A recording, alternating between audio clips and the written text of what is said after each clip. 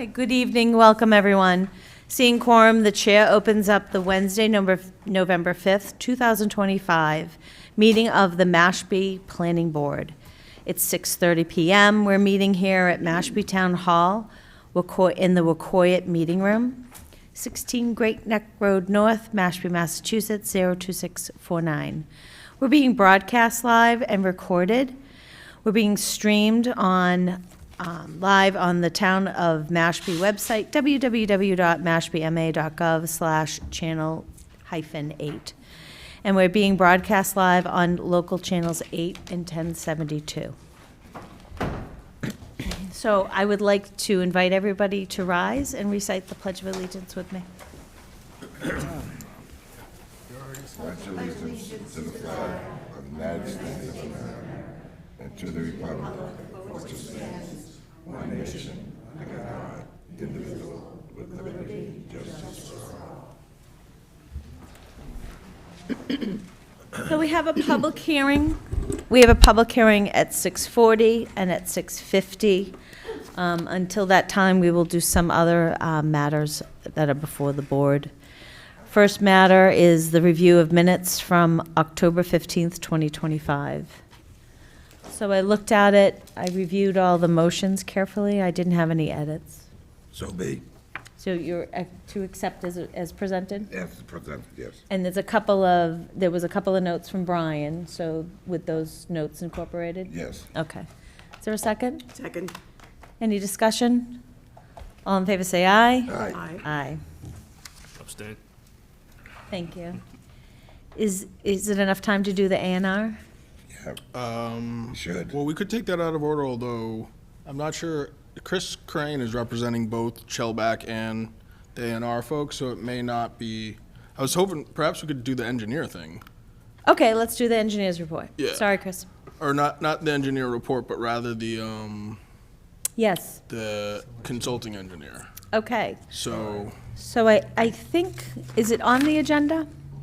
I don't believe it is because it was an issue that. So so we'll take reached its it under course Town Planner's today. Report, new consultant engineer onboarding. Okay, great. So go right ahead. Yeah, so just real quick, I believe I've had individual conversations with a couple of board members on this issue, certainly Madam Chair. We've reached a bit of a stalemate in the selection of our consulting engineer. If you recall, our first choice, or the board's first choice was Ty and Bond after the interviews, and a second choice the board indicated was Beals and Thomas. The primary point of contention that we could not come to agreement on is whether or not to allow limits of liability in the contract. Historically, both with Ed Pesci and Mr. Rowley, we've never had limits of liability for our peer review. Town Council's office also said that they couldn't recommend it. Ty and Bond seemed to indicate they couldn't budge on it, although they did come up with the numbers. They increased the number that they were okay with 2 or 3 times during the points of the discussion. I did take it upon myself to call Beals and Thomas and have a conversation with them to see if they would require limits of liability were we to circle back, or the board to support the idea of circling back and negotiating with them. They indicated that they would not require limits of liability. So I just wanted to have this board's approval to engage in negotiations with Beals and Thomas as an alternate. If Ty and Bond comes back and says, hey, just kidding, we don't need limits of liability written into the contract, then that's something, we could, potentially go back, or I could just potentially lock up the board's first choice, but I'd like to have at least 2 options. And since it looks like that's probably not going to happen, the board's okay to move forward with Beals and Thomas. I am. I mean, I don't. Yeah. Did you want Do a to? motion? Yes, I just want to kind of put a timeline on this, kind of like if negotiations aren't concluded with Ty and Bond by a certain date, then we authorize the town planner to go forward to start negotiations That's a with good idea. Give him another chance. Beals and Beals and Thomas? Thomas. Beals and Thomas. Yeah, which So what- I definitely appreciate that perspective. The only thing is I wanted to have them locked up like 2 weeks ago. Well, I think that 2 or 3 business days, Okay, do you know what I mean? To let them know yep, of our vote, okay, give them one last chance. sure, And if it's a no, I think it's fair. sure, Then, go forward with, Beals and Thomas. okay. You're under the gun a little bit here with projects going on. Well, we are under the gun with projects. I mean, one of which is Shellback. We've got to get this peer reviewed. So, I mean, that obviously I've already spoken to the applicant, and we're going to open up the hearing tonight. But they're expecting a continuance so that we can complete our peer review on that. The actually most time sensitive one is Topspin Way, which is that subdivision that we accepted the Form N on. The reason why that's so time sensitive is because they actually go to the Board of Health first, and presently they're on the Board of Health's agenda for November 17th, maybe the 19th, in 2 weeks. So I'd really like to get that subdivision out the door to the new engineer. I mean, Friday maybe, it's going to be a tight turnaround, let's put it that way, if we wait until Friday. But hopefully it's doable. You've had a couple of conversations with them about this issue, though. Well, we've been negotiating since the last board meeting. Yeah, I'd like to give them to Friday end of day. Just because We gotta move forward. right, but it's, they haven't formally said no. They've said not willing to, and I'd like them to be notified, this is it. You have until Friday end of day to accept our terms, or we're going on to the next group. And always do it. Enough of that, yeah. I would be okay with that if I can at Yes. least start the contract review process with Beals and Thomas Absolutely. tomorrow. So that way, if we get a no from Ty and Bond by Friday at the end of the day, I can just execute and send Topspin Way to them. Because otherwise, then we have the weekend, and then they actually have to review that subdivision and get it. Is Get that a their- good plan? Yep, Do you want to authorize the town planner to do so? so be. Second. Any more discussion? No, you're good with this, though, Brian? That Friday? Yeah, I mean, if we give time until Friday at the end of the day, but I can still send Beals and Thomas a draft contract and get that all ready so that if they say no, I mean, tomorrow, potentially we could have ink on it tomorrow, but if they wait until Friday at the end of the day to say no, we at least have a contract ready and can put ink on it as soon as we get a no. Brian, what about if they say, no, we don't wanna deal with Mashpee no more? Do we have a plan B for another, or do we go with? Well, I had a rather substantive conversation with David Lapointe this afternoon, and I just want to be mindful of the time. We have 1 minute to open up the public hearing, and that was, they're interested. Okay. They're interested. Okay, any more discussion? All right, all in favor, say aye. Aye. Aye. Anybody abstaining, voting no? Abstain. Karen abstains? Okay. Motion passes. Great. Okay.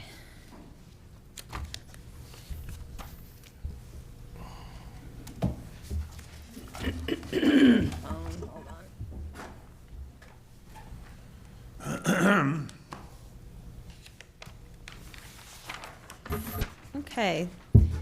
Seeing that the appointed time arrives, the chair opens up the public hearing. The applicant is Selco Partnership, doing business as Verizon Wireless. The location is 524 Great Neck Road, North Mashpee, Massachusetts, Assessors Map 87, Parcel 4-0. The request is a special permit application to install a new personal wireless service facility, including a 130-foot tall monopole tower and associated ground equipment pursuant to Sections 174-24C and 174-45.3, and all other applicable sections of the Mashpee zoning bylaw. So I'm going to read the public notice. Hi, you can come on up. Thank you. I'm going to read the public notice into the record. This notice is, it's Mashpee Planning Board Public Hearing Notice. This notice is given pursuant to the requirements of Mass General Law, Chapter 48, Section 11, regarding a public hearing to be held by the Mashpee Planning Board under the provisions of Mass General Laws, Chapter 40A, Section 9, on Wednesday, November 5th, 2025, at 6:40 p.m. in the McCoy Meeting Room at Mashpee Town Hall, 16 Great Neck Road North, to review a special permit application from Selco Partnership, doing business as Verizon Wireless, to install a new personal wireless service facility, including a 130-foot tall monopole tower and associated ground equipment pursuant to Sections 174-24C and 174-45(3), and other applicable sections of the Mashpee zoning bylaw, at 524 Great Neck Road North, Assessors Map 67, Block 4-0. This project is subject to a mandatory referral to the Cape Cod Commission for a Development of Regional Impact Review, which the Planning Board will vote on without public comment. The Planning Board will take public comment for the project when it reopens the public hearing after the Cape Cod Commission has completed their review and issued a decision. This was submitted by Mary E. Wagon, Chair, that's me. Mashpee Planning Board, the publication dates were Friday, October 17th, 2025, and Friday, October 24th, 2025. So if you don't mind, I'm going to hand it over to the town planner about what happens next. Sure. This is pretty straightforward. I mean, the applicant's here tonight, and they're certainly welcome to introduce themselves. We're not going, of course, to discuss the substance of the project itself. This is just a mandatory DRI referral, the way Cape Cod Commission's regulations read. If it's a regular cell phone tower in excess of 30 feet, it's subject to mandatory DRI referral, and if it's a monopole, it's subject to, and it's greater than 80 feet, it's subject to a mandatory DRI referral. Okay. So, So I'd like to recognize the applicant. Thank you, Madam Chair and members of the board. Jessica Barty from the law firm of Robinson & Cole on behalf of the applicant, Selco Partnership, doing business as Verizon Wireless. Thank you for having us tonight. And I guess with that, I would just respectfully request that the board vote to refer our application over to the Cape Cod Commission for the DRI review and approval process to begin. But I'm happy to take any questions that the board has at this time. So in our packet is a rather large application. This we're going to reserve for a later time. After that is the form, the Development of Regional Impact Referral Form. So what we need is a motion and a second, right, to refer the Verizon Wireless Mashpee 3. You want to read it off? No, I can be there. Okay. I would accept the motion to refer the following project to the Cape Cod Commission as a Development of Regional Impact project. The project name is Verizon Wireless Mashpee 3. The location is 524 Great Neck Road North, Mashpee. The applicant is Selco Partnership, doing business as Verizon Wireless. So be. Is there a second? Second. Like to skip discussion, all in favor say aye. Aye. Aye. Anybody abstaining or voting no? Okay. So that will go to the, just for the public to know, that will go to the Cape Cod Commission. They will publicly notice the town of Mashpee, I think via the newspaper. Yes, I'm wondering, I think they do a butters. they do as well. Abutters within 300 feet of the property. Butters within 300 feet. They'll have public hearings. Typically, they have at least one meeting in the host town, so there should be one meeting in Mashpee. And then when that's all done, it'll come back to us, and then we'll likewise put a notice in the newspaper and notice the abutters. Excellent. Do Just you- oh, excuse me, sorry. Do you have a form? yeah, I just signed it, and you'll get an e-copy when we send it over to the perfect. Cape Cod Commission. Yep. That was my question. Thank you. So the board takes care of actually transmitting it to the commission? Yeah, we can do that for you. I mean, Or that do we do it that with part's our- relatively informal. Okay. Yeah. We'll send it over to them, and we'll CC you. Okay, perfect. Thank you very much. Have a good Thank night. you. See you in a couple months. Sounds good. Thank you. Or more. Or more. You never know. Too much. for it. Thank you. All right, thank you. Okay, the next public hearing is at 6:50, so we have 6 minutes. Is there something else on the agenda you'd like to do, Brian? We could potentially do the 18 Pleasant Park Drive release for covenant if the applicant's here now. All right. 18 Pleasant Park Drive. No, they're not here now. Okay. So. And Madam Chair, perhaps we can inquire of Chris Crane if his engineers are here for the A&R. If they are, then we can take them first and get them out quickly. Is the team for Gaffney Family Trust here?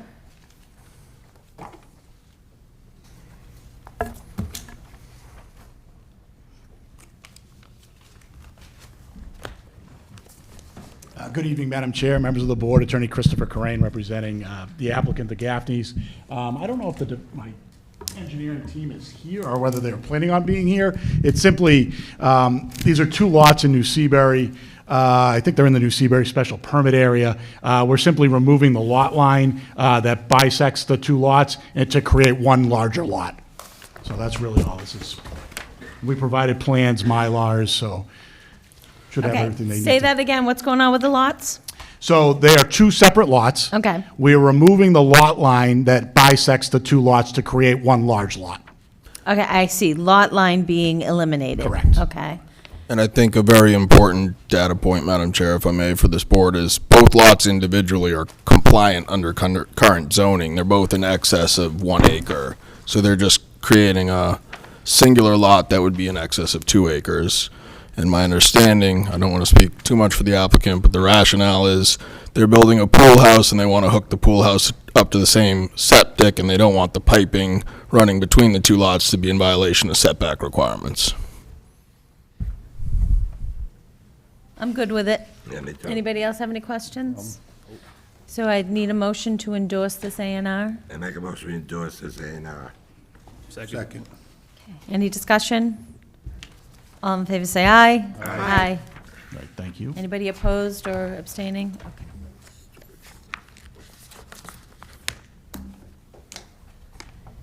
Anybody have a pen? You need a Sharpie?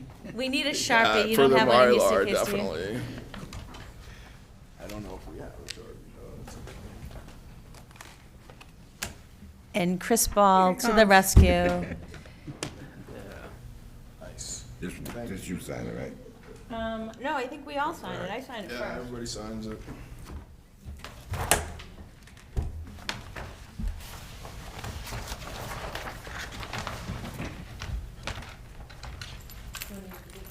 Yeah, good idea.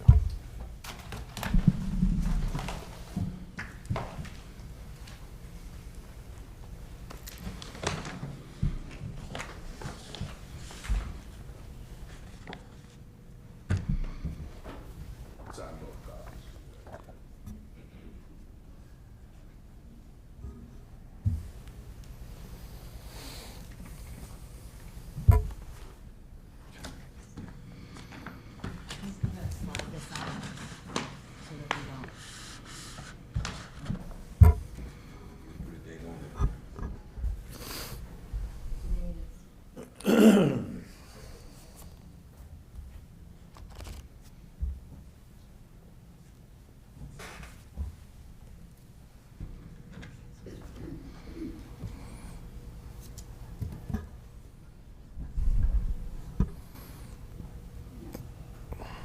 any paper ones you want signed? I think just the Mylars, those are the ones that have to be recorded. Okay,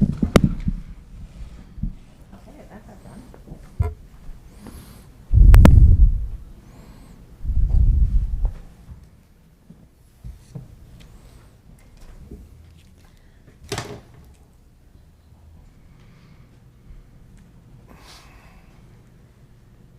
So just while that's going on, I just want to, just in general, talk about public hearings, okay? So as chair, I open up the public hearing. I typically recognize the applicant to give a presentation of the project. I then usually go to the town planner and the engineer, and then board members for questions. And I do that because a lot of your questions will get answered with that. Then I open it up to the public. Everyone will be heard. I'm probably not going to close the public hearing today. As you heard, we don't have a board engineer right now, and we need to have the plans peer reviewed to make sure that they're sound and comply with our regulations. Because of the number of people that are here, I'm going to ask that when you come up, you state your name, where you live, and then make your comments. Try to keep your comments to 3 minutes. If you go over 5, I will ask you to wrap up. And, you know, if somebody made a really good point right before you or a couple of people before you, just say, I agree with that, and then go on with your comments. For me, it's very beneficial to me to hear how many people feel a certain way. So I'm not saying don't repeat comments, but you don't have to repeat them all in the same amount of detail, if you know what I mean. Okay.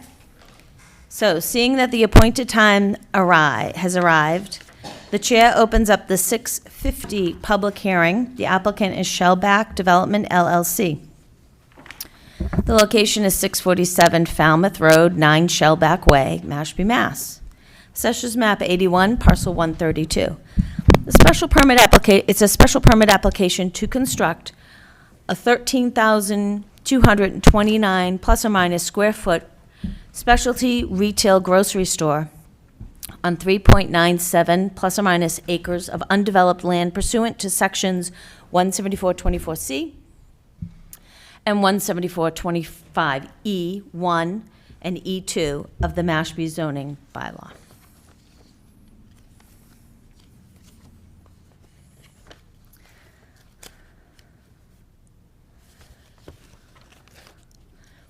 So I would like to read the public hearing notice into the record, noting that the first public hearing notice was published in the newspaper on April 11th, 2025, and April 18th, 2025.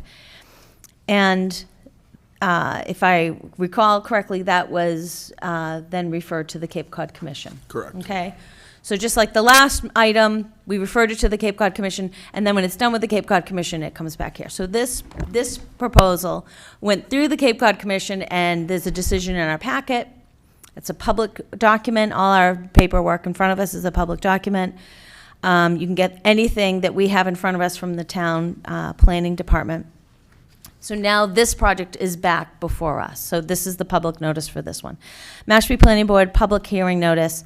This notice is pursuant to the regulations of Mass General Law, Chapter 40A, Section 11, regarding the public hearing to be held by the Mashpee Planning Board under the provisions of Mass General Law, Chapter 40A, Section 9, on Wednesday, November 5th, 2025, at 6:50 p.m.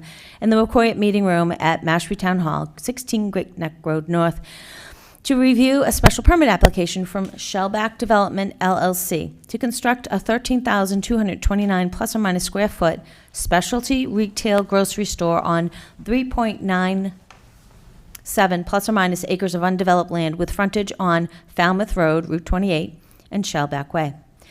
Pursuant to sections 174-24C and 174-24E1 and E2 of the Mashpee zoning bylaw, at 647 Falmouth Road, 9 Shellback Way, Assessors Map 81, Block 132. This hearing was opened on April 30th, 2025 at 7:20 p.m. and sent to the Cape Cod Commission for a mandatory development of regional impact review. The Cape Cod Commission had issued a DRI decision, and the Planning Board is reopening the public hearing. This was submitted by Mary E. Wagon, Chair, that's me. Mashpee Planning Board publication dates Friday, October 17th, 2025, and Friday, October 24th, 2025. Okay, and so Brian, are you good with me recognizing the applicant? Absolutely. Okay, so I recognize the applicant. Please state your name for the record. Thank you again, Madam Chair, members of the board. For the record, Attorney Christopher Corain, representing the applicant in this, on this project. With me tonight is Mark Bogosian. He's the developer applicant for this project, along with his, I guess, project manager, Jeannie Fay, who's in the back. Also with me tonight is Mark Dibb from Cape and Islands, who is the applicant's engineer, as well as Erin Buckley behind me, who is the traffic consultant for the applicant. Given the fact that, you know, based on my conversation with town planner, the discussion tonight, you know, I'm not going to necessarily belabor all of the details of the project, because obviously this is going to be continued by the board for peer review. We're going to be back at least one or multiple more times. This is a project that is probably 5 years in the making at this stage of the game. It's been before this board, been referred to the commission, back to this board, referred to the commission. Finally, after a rigorous review by the Cape Cod Commission, the project received its DRI approval, and that is why we're now here before the board. So again, as the public notice states, we are here seeking a special permit under 174-24C, as well as 174-25E1, which is a store for retail of merchandise, and 174-25E2, which is an eating place within a building for food and beverage. So Can you say that again? Yep. Say that again. 174-25E1, which is a store for retail of merchandise. Okay.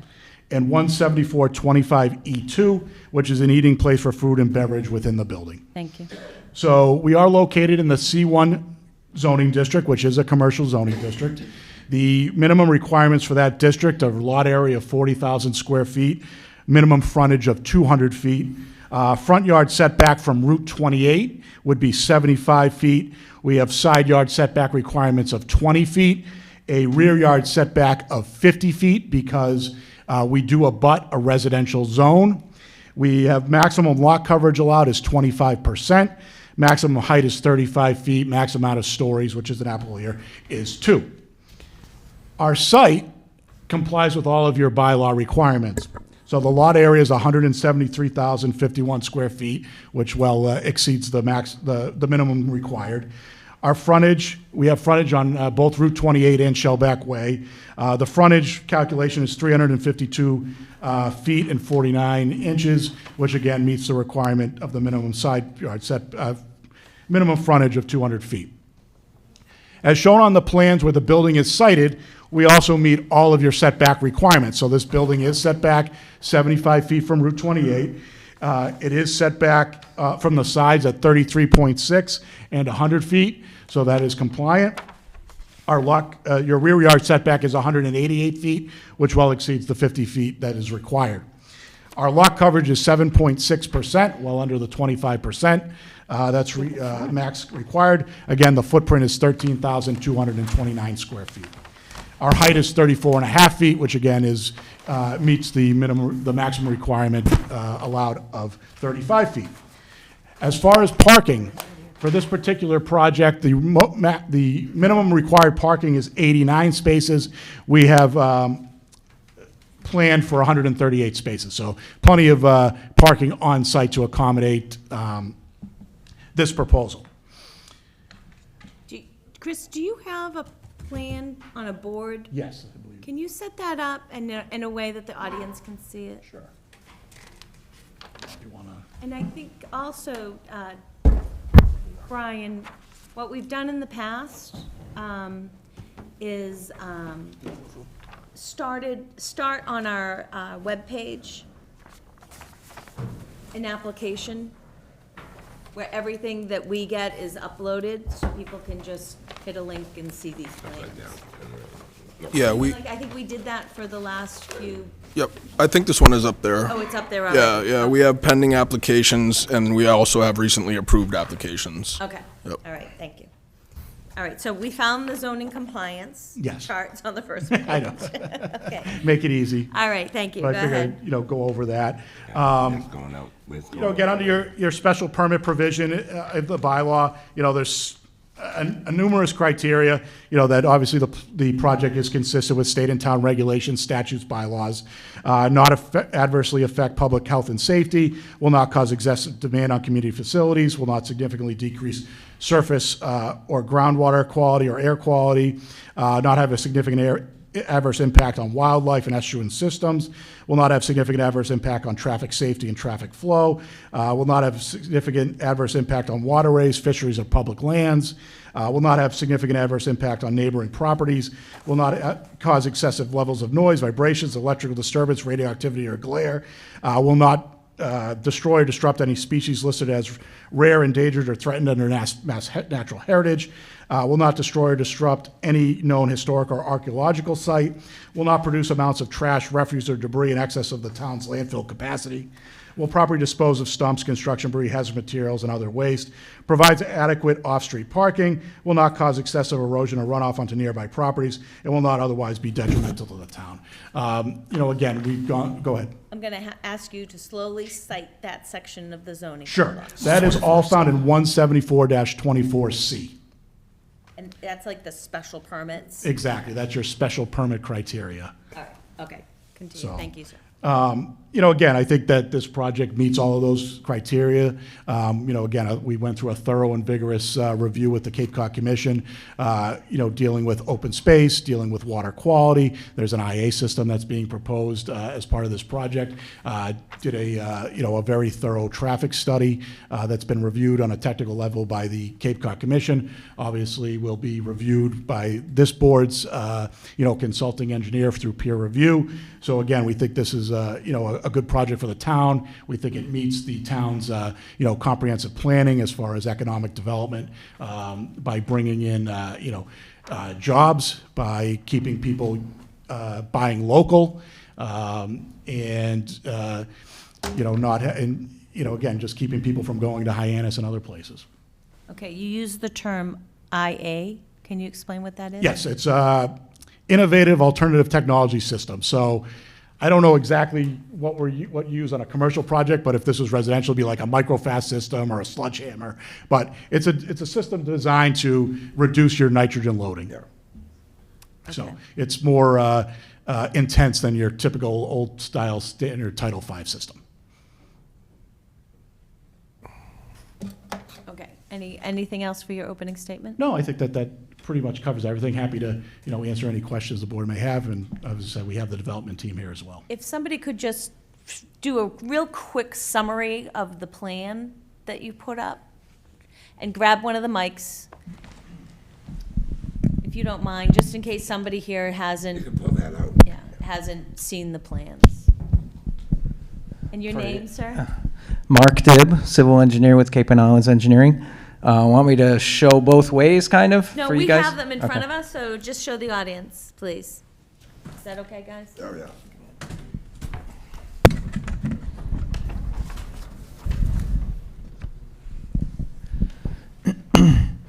So as Chris described, this is Route 28. This is the location of the building. It's set back to required 75 feet from Route 28. The site will consist of a right turn in, right turn out only driveway on 28.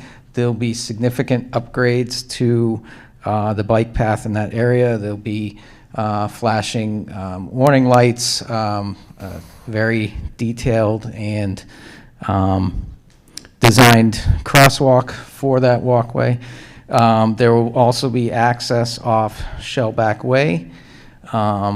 The site has, throughout the entire site, has ADA accessibility, ramps and walkways are even being improved out on Shellback, as well as pedestrian access through the entire site out to Route 28.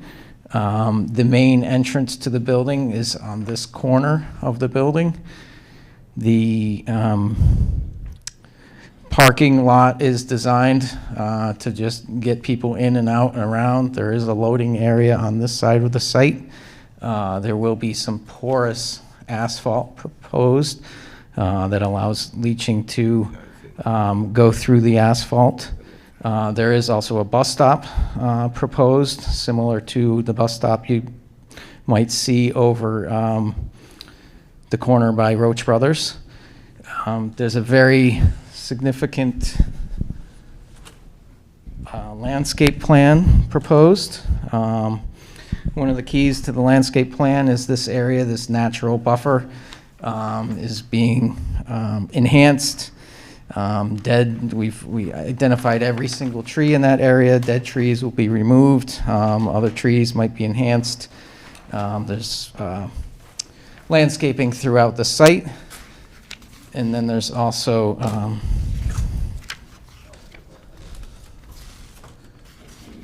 drainage design throughout the site that will meet both the Mass DEP stormwater management standards as well as Mashpee's standards. All even roof runoff goes into vegetated swales, vegetated bioretention areas for the proper treatment that's required in Mashpee. Septic system is out on this area of the site, and as previously mentioned, it will have a nitrogen reducing septic system. I think that generally summarizes the site plan. I'll give it back to the board. Thank you. Was everybody here on the board able to follow that? Yep. Okay, all right, thank you. Anything else before I go to the town planner? No. So Brian, do you have anything you'd like to start us off with? Sure. I'll say that I did not hear anything regarding Attorney Cran's. Chris, can you turn my mic up, please? I am. Chris, can you turn it up, please? Good now. Okay. I will say that I did not see anything in, or hear anything in Attorney Cran's assessment of zoning compliance that I disagree with. I don't think the big issue for this project is going to be zoning compliance.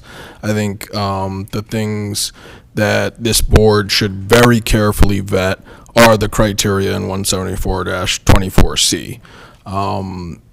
And I think that's important because, you know, I do see a value add to a specialty grocery store in Mashpee. The big question is this location right for the town as proposed? If not, are there adjustments we can make to improve it in this location? And if not, then what are our very valid reasons for saying so? So that's what this board's looking at. We do know that throughout the process, in the Cape Cod Commission public hearings, as well as our department has received a lot of feedback from the public. There are pretty, clear categories of viewpoints. One is very much in support. The group that has made comments in support of this has, in particular, noted their support for Trader Joe's, which they're under the impression is a specialty grocery store. The group that has indicated concerns are primarily consists of abutters. So whichever way this board decides to vote, my recommendation is to very carefully consider the application. Okay. So now I'm gonna go to board members to see if we have any questions for the applicant. So Dennis? Yeah. Okay, looking at this plan, I know we're gonna get it back to us, but Can't hear you. looking at the plan, where do the delivery trucks come in? Do they come off of 28 or go up a Shellback Way and come in there? 'Cause I see in the building, that's the closest part to where the delivery thing is. Now we have a problem. Are you gonna turn the map to us? The answer is the delivery trucks will come in off of Shellback Way. Okay. They come in up and to this area of the site. Okay. My other question is, you said it's gonna be 34 feet high. I don't know why it's gonna be that high, it's a grocery store, but if it is that high, you ever think about putting apartments above it for the workers? because you're gonna have a 34 feet high. I mean, even if the store was 18 feet high, inside where you shop, you still got another 14 feet to put apartments, and that's what we need too, in the town. I mean, I don't know if this zone allows for a mixed use of that nature, but as far as You always lot- could change that, I think. So as the far as the height itself, yeah, so the height itself is because of the ridge. We wanted to keep the design to meet Cape Cod style building opposed to a flat roof. So a flat roof would have allowed us to be much shorter. But throughout the Cape Cod Commission and the design of the building, we wanted to have some doghouse style dormers and character that when you see it, it looks like it's been here much longer than a new big flat roof building. And that is in turn how that ridge line becomes at 34.5. So it's quite a bit more in the construction and the design, but we think the aesthetics is important of this project, so that's why that happened. We also wanted to comment on the loading and unloading. We wanted to make sure that happened in an area that it would not be intrusive to both abutters as well as the customers. So if you look at the design of that, Yeah. it's designed on the far side towards the See, front. I got it right here, so we can show Yep. the people that. So if you look at the design of that, that was pushed all the way to the front of the building. But from a facade from the street facing, we designed that so when you drive by it, you don't see the loading dock. No. So if you look at that design with that wing coming off the building, that's an effort to design a building that doesn't have that truck unloading be visible from all the surrounds as much as it's tucked in the back in an environment that's And much the more dumpster's aesthetically gonna be pleasing. there too, right? Correct. Okay, Say again, Dennis? the Do- dumpster. Can you Oh, usually like The say- dumpster's gonna be there. That is correct. Right, I don't see the dumpster, Dennis. right there, the square. I see a recycling room, trash enclosure. Oh, is that the dumpster? And we did on that, we added an enclosure around that as well.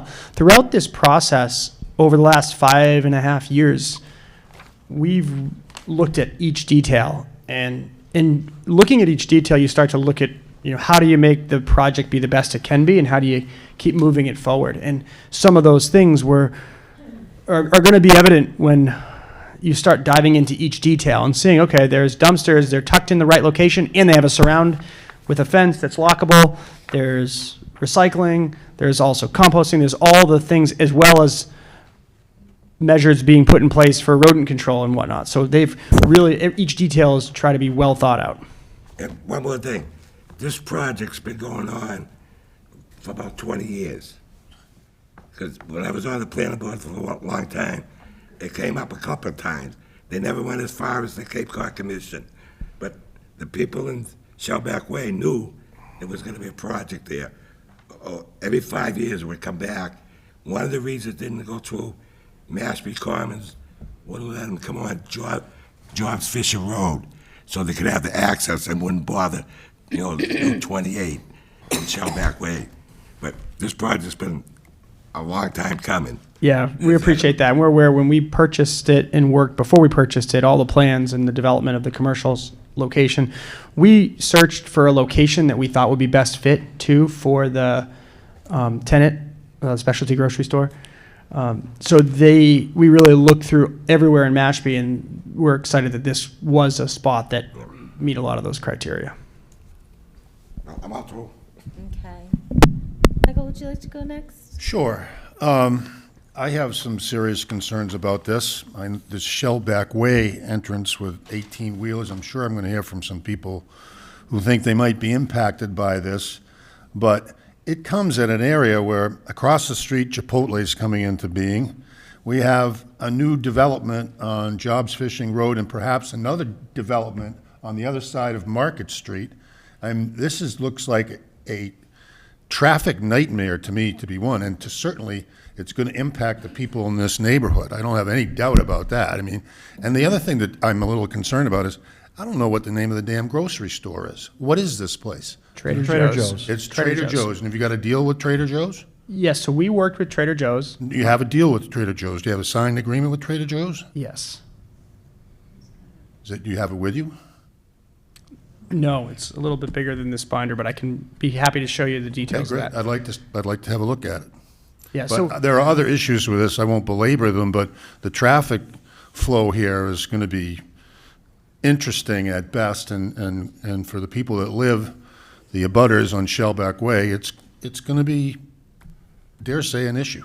Well, I was going to say, I mean, this project was vetted by the Cape Cod Commission with a traffic study, with a traffic engineer. So these issues about traffic have been addressed and were addressed satisfactorily. Yeah, well, to the Cape Cod Commission, but So not a to few this things planning board, and to- I just think we should take a hard look at this again, because even though it's been in the works for 20 years, if it's starting to come to fruition, and now we know the name of the grocery store, which is kind of important to have, I think these other issues, and we'll hear from these people tonight, of their concerns, but mine certainly would be a butter impact and traffic issues in that area. It's going to be a busy place. so a few things to answer to the traffic, and I would welcome to, our traffic consultant is here to help discuss that, and I think it'll be important for us to share all really the data, the traffic design, and everything that went into this project. So early on in this process, we knew the Cape Cod Commission, one of their first questions was traffic. So we brought in, unlike some other projects that I've done that are smaller scale, we brought in a traffic consultant that specializes in understanding where's the best way to have the right traffic flow throughout the site. So that means everything from how do people, what is a right turn only, but then what are the angles in which people won't do something illegally? Meaning if you put enough curve in and do it like an on-ramp, it makes people actually take the right turn only. If it makes it to a T, people start to do the wrong thing. When we start talking about the traffic, we can show with all these traffic studies. So the studies are going to talk about peak time, Saturday morning in the summer, but also, the average weekday. So I think giving you the full presentation that we gave the Cape Cod Commission would give a lot more comfort to the traffic and understanding of what was designed here and the thought process behind it, as well as knowing that on a project of this scale, we wanted to choose and propose this in a site that was zoned for it, that met the zoning criteria, and that also in the town of Mashpee, knowing is there desire as a greater town as a whole. And that's where the Trader Joe's specialty grocery store, the design of the building, not trying to put too much onto the site. So understanding that, as much as we would have loved to add more, you look at 4 acres in an area where you often see projects proposed with additional density relative to the 13,000 plus, square foot building. Looking at a site to say, okay, let's make sure we have plenty of parking, plenty of, different traffic flow. So at any point, we're happy to turn this over to our traffic consultant and really dive into that presentation. So if the board would like. Could I make a recommendation there? About the traffic? Yeah, or study? about Okay. about the best way to handle it from the Yeah, board's why don't you perspective. go right ahead. I think we should definitely have our own peer review analysis on that, and then possibly dedicate an entire evening just to traffic. Like, I think it's that big Would of that an be issue. agreeable to everybody in the audience? What did he say? So what we're proposing is, all right, so this is a traffic impact study. It's pretty thick, okay? We're thinking that an evening where we have plenty of time for just this is appropriate. That would be a different evening than today. So I'm just kind of seeing if everybody in the audience is okay with that. I know some people, hey, this is the only night they were going to be here for 6 months. Do they have access to this, Brian? Absolutely, that's available online. And the So thought I'm process seeing there lots of too nods, is, so it would still be okay for the public to comment on traffic this Yes. evening. We're just not going to analyze the technical data in depth this evening. We're going, the recommendation is to do that after we have peer reviewed it with our own consultant. So we're not relying on the applicant's analysis, and we're not relying on the Cape Cod Commission's analysis. We have our own engaged Got it. consultant looking at it. okay, that's what we're going to do. And I know somebody raised their hand in the back, but Question, please. Jimmy Swallow, that way. Who paid for the traffic study? we'll get to that. That will be the first thing we talk about. Michael has the floor. Go ahead. Oh, I'm good now. I'm fine. Okay. Wait, I gotta write that down. Okay, Karen? Yes. This is a very interesting project. I love Trader Joe's. Everybody that I know loves Trader Joe's. The question that I have that will be answered in due course would be, under the special permit 17424C, is there an adverse impact in this project with respect to traffic safety and traffic flow? I've gone over everything that I could possibly go over. I will save my questions for next time, because all my issues are about traffic. Question, have you received permission from Matt's DOT to put that curb cut in? We have gone through all the preliminary work with Mass DOT. It is not appropriate for us to get that final, we'll say curb cut, if you will, until we are in front of your board. So we are at a spot where they've said, come back with your approvals, and then we can move forward, but we're able to move forward with the plans, knowing that that will be approved. So you believe it will Completely be didn't approved understand you, so ultimately? wait a minute, say that again. So the process with Mass DOT, and our consultants can help answer this if I'm saying this wrong. So the process, we work with them, do preliminary applications. We work to make sure it's an approvable project. Then we pause that and go work Okay. with the local boards to make sure there's not any tweaks you'd want to see with that, to then go in and finalize that. So we're confident with what we are proposing is allowable. Okay. Okay, on the curb cut, just in case people in the audience don't know, the plan is to do a curb cut, and correct me if I'm wrong, Mark. Yeah. A curb cut on Falmouth Road, where if you're coming from the Rotary, you can make a right turn into the property. You can exit from that curb cut there, but you have to exit going toward Falmouth. So it's going to be on, if they get it, it's going to be on the road. So my issue is, in looking at my issues, in looking at the maps you did, well, first of all, let me say this. You did do a crash summary here, and you indicate that Shellback Way at Deer Crossing and Rockland Trust Driveway has no high crash issues. But have you factored in what Mike's talked about, what's coming, which we believe is coming, the Mashpee Commons project and the 40B project on Jobs Fishing Road? So during the traffic studies, we look at what is already in the works. So if anything were to come after the traffic study was, there's dates in which we're out there. So we had to wait for certain times of the year to make sure we're not taking data in, say, a winter month opposed to a summer month. So we've factored in all data that was available to us. So if something was proposed after our study was complete, it would be the only data that wasn't there. Okay, well, is the Mashpee Commons, So the Mashpee Commons, that project we were aware of. I am the Chipotle Across the street. across the street, I believe was after that and is going in an existing space. so the on Commons 40B? Not an existing space, they're constructing it now. Construct, okay, yeah, Yeah. so. Well, Oh, the Mashpee I know Commons, what you're saying, because yeah. that special permit for where Chipotle is going, maybe say it wrong, was already, it could have been captured in the traffic study, because it was already part of a plan that was Correct. approved. So that's But when I anyways, say we'll have to- existing, it wasn't so existing We'll building, have but to double check that, I can okay. have my traffic study or consultants speak to it, but anything that was previously discussed, planned, is included into that traffic study.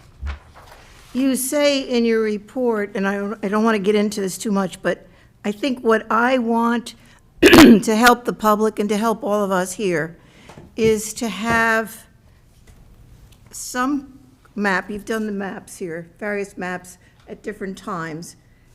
First of all, these are very hard to see. I would like you to do, the traffic engineer perhaps, to do maps that walk us through everything, because we are going to see signal lights, we're going to see marks on the road in Mashpee Rotary, we're going to see eventually bicycle paths. We do have a bicycle path on Shellback. I mean, it's a sea, a sea of everything. It's just, you know, it's for people who are of a certain age and start looking at this, they become overwhelmed. I Certain just age. want to see, Must be looking out in the I audience. just want to see, have an engineer walk us through this. What I'd be happy to do is have our team create some renderings and drawings that may be overlaid onto maybe street maps or Google imagings of the area to give perspective. So where that shows the rotary, which you can understand where that rotary is, and it Yes. gives it a little bit more perspective. So during the presentation from our traffic consultant, I'll go ahead and add some additional, I'll call it renderings and illustrations, drawings that can help show, as well as different queuing of where cars are and where they're going to be. Right. To give, And you would cover in that presentation some kind of picture, an overlay of all the mitigation that you're planning on doing. yes, I can also have it kind of walk through each thing. We have, plus or minus $250,000 worth of mitigation throughout for additional areas to improve traffic, and that's part of that process we went through with the Cape Cod Commission. So all of those positives that this project generates for the community as a whole, we can kind of walk through with each one of those are allowing based off going to the Cape Cod Commission. That'd be great. Just to, so Dennis asked if that can be put into kind of like a PowerPoint. Yes. So on that presentation, everybody we can can see use it. the big screens. Love to do that. We can make sure that happens. Go ahead, Karen. Well, I don't want to get into any more now today. No more traffic today. But I'm really looking forward to that presentation. That's been on my mind ever since I started looking at this stuff. And I can assure the board that this is a project that we spent tireless amount of time making sure the traffic worked, working with our engineers. We have had multiple engineering groups work on it, as well as our traffic consultants, in addition to the Cape Cod Commission's specialty traffic. Their process is rigorous when it comes to the traffic. It's a specific group inside the Cape Cod Commission that what they focus on is traffic. So throughout that, for the public to hear, and I'm sure the board's more aware of it, but the Cape Cod Commission process, you work with specific groups or divisions inside that to make sure that you're meeting all their guidelines. And throughout that process, their traffic, subcommittee, they were the ones that really made sure each thing was thought through. So we went through, we would do a traffic analysis, they'd ask for us to expand it further. Then we'd go expand it further, then they'd ask to update it with a different time of year. So these are why that this project, there's numerous projects I've presented at different boards that, I know are pushed through, if you will, and it's a residential home or a small commercial site that, you don't necessarily have the time and the patience to go through and say, let's wait for another 6 months to see what it is on a Saturday in July. And by doing that, we can make sure we're getting everything right and that we're accounting for it and that we have reputable firms that we're working with, as well as the Cape Cod Commission to verify those people and consultants. So I'm excited to show you that presentation. I think it'll put a lot of people at ease. Yeah, and make sure we understand all these maps. I'll make those look much easier to read. Thank you. I know the traffic consultants from the Cape Cod Commission specialize in traffic. Our traffic consultants specialize in traffic. So you have two traffic experts, in this traffic, project where they go through every detail in great, lengths. So what I will work to do is take their hard work and all the methodology behind what they did and present it in a manner that is easy for, a non-traffic expert to understand and be able to demonstrate that to the board and the general public. And you'll particularly emphasize, because you say in your report, the project will result in additional traffic on Shellback Way and Route 28 and increased delays at intersection of 28, Shellback Way, and Charles Street. So that's going to be the bottleneck there, apparently. Correct. What we want to do is talk about the amount of what that delay looks like, how some of the delays are mitigated. So and without getting too much in the weeds on traffic, but the delays are, and you'll see, demonstrations of where the queuing goes and where the cars line up, and it's seconds. We're talking but the way lights are triggered and how often Yes. so there's numerous things that go into that, and that is one of the reasons that this project requires us as the applicant to pay for a tremendous amount of work outside of the site to make it so that traffic works properly and that there's a positive outcome after the end of this. Thank you. Okay. Dale? I have a traffic comment. But I think I'll save it for the traffic people to come in.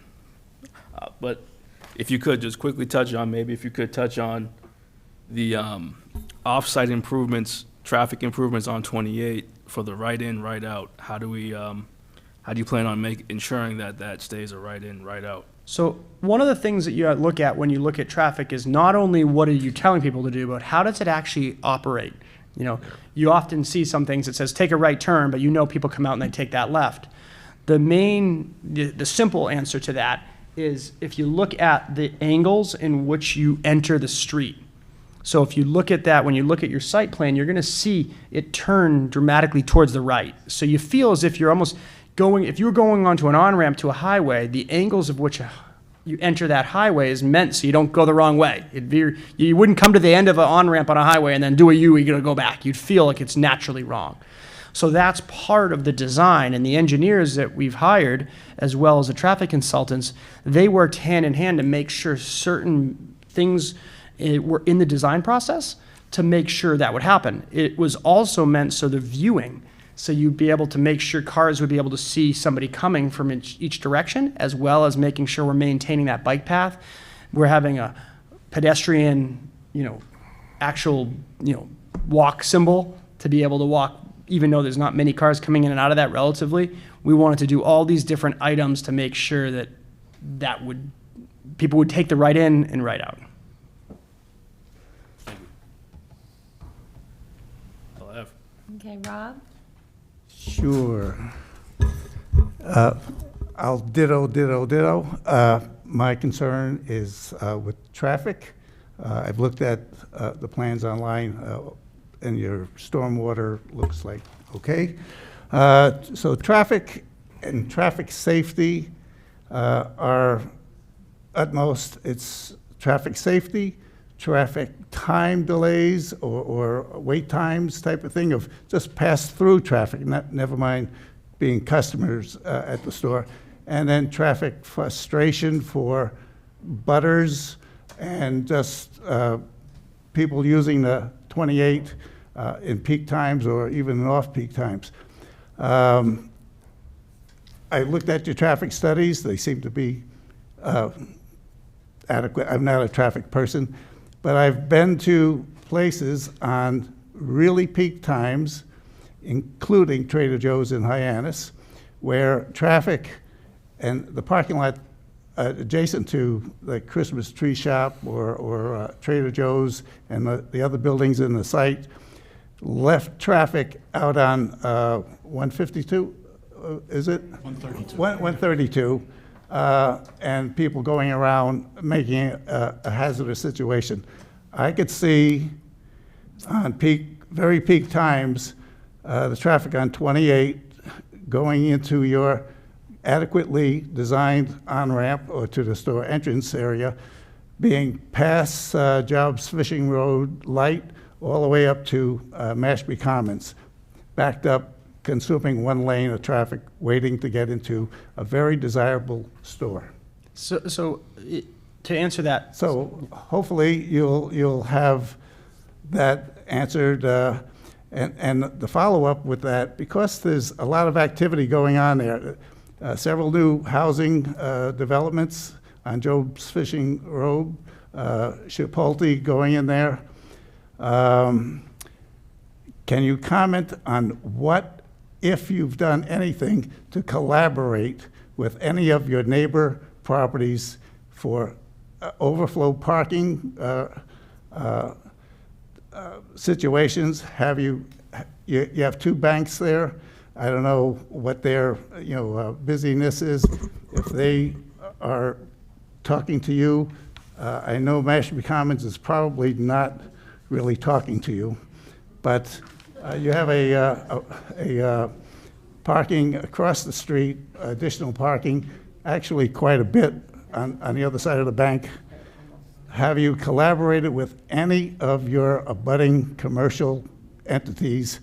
And can you tell me to what extent are they in step with you? Yes, they are in lockstep. So we right away reached out to the abutting commercial, the banks, as well as numerous others in the area. A few things that people were all worried about is, hey, we want to make sure you have more than enough parking. So one of the things that we did, if you know this project, based off the guidelines, is we're required to have 89 spots. I believe we have 89. or 80, 138. 138. So what our consensus from our butters was, let's just make sure there's way more parking than you need. The other thing to comment on the Trader Joe's in Hyannis, that was an existing building. And Trader Joe's has realized that they want to go into the right site, that they have the right amount of space, that they have the right traffic flow.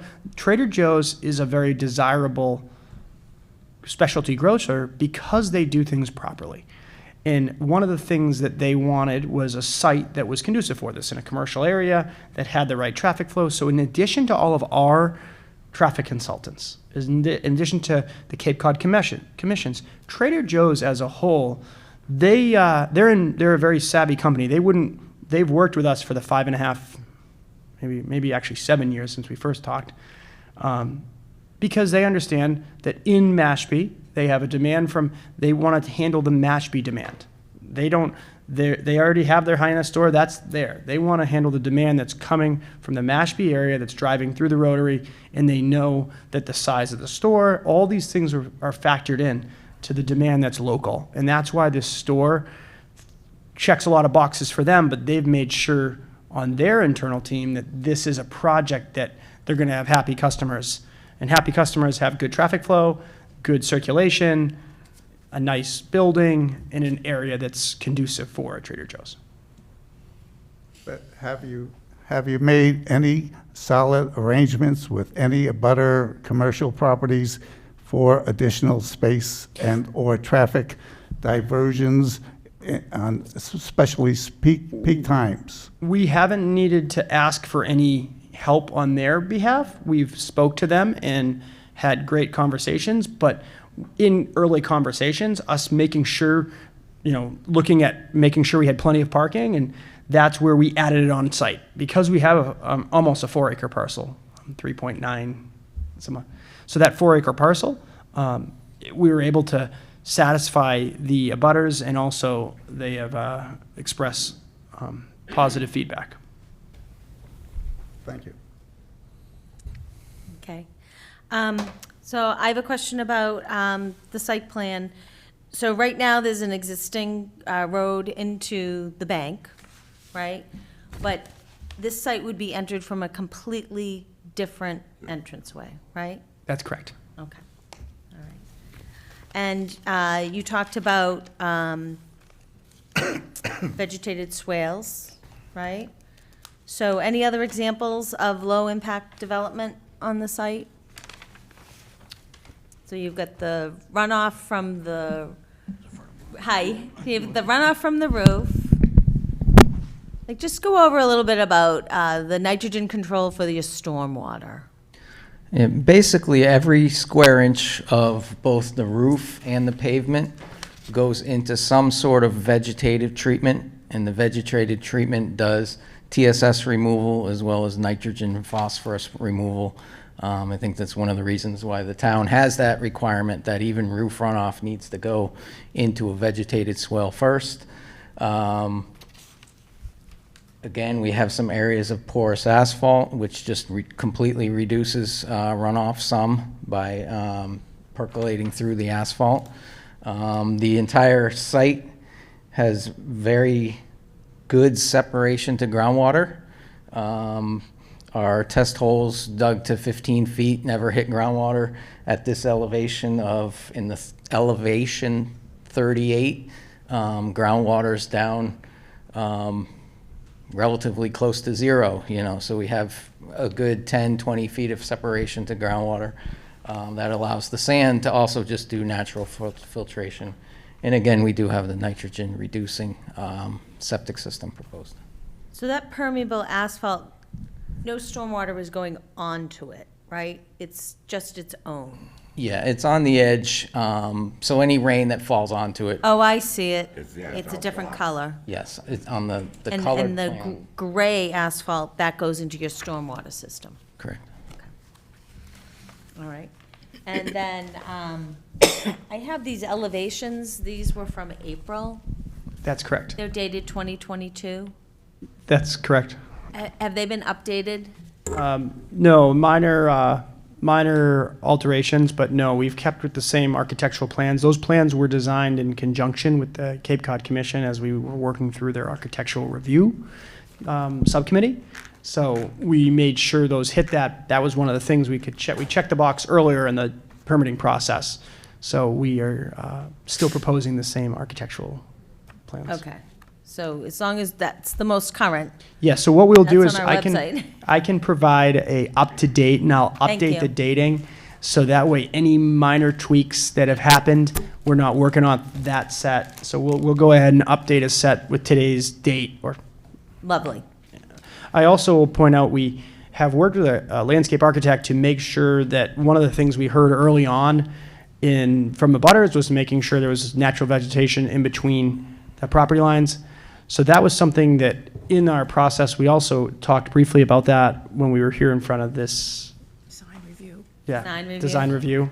Site plan review, okay. So what we did, we went ahead and added there's a great amount of vegetation in between the property lines. So that, all understanding that was important from the get-go, and we heard that from the abutters, and we heard that during the design review. So there's items that you're seeing here tonight that are both from listening to abutters, but also meeting here in Mashpee as well as the Cape Cod Commission.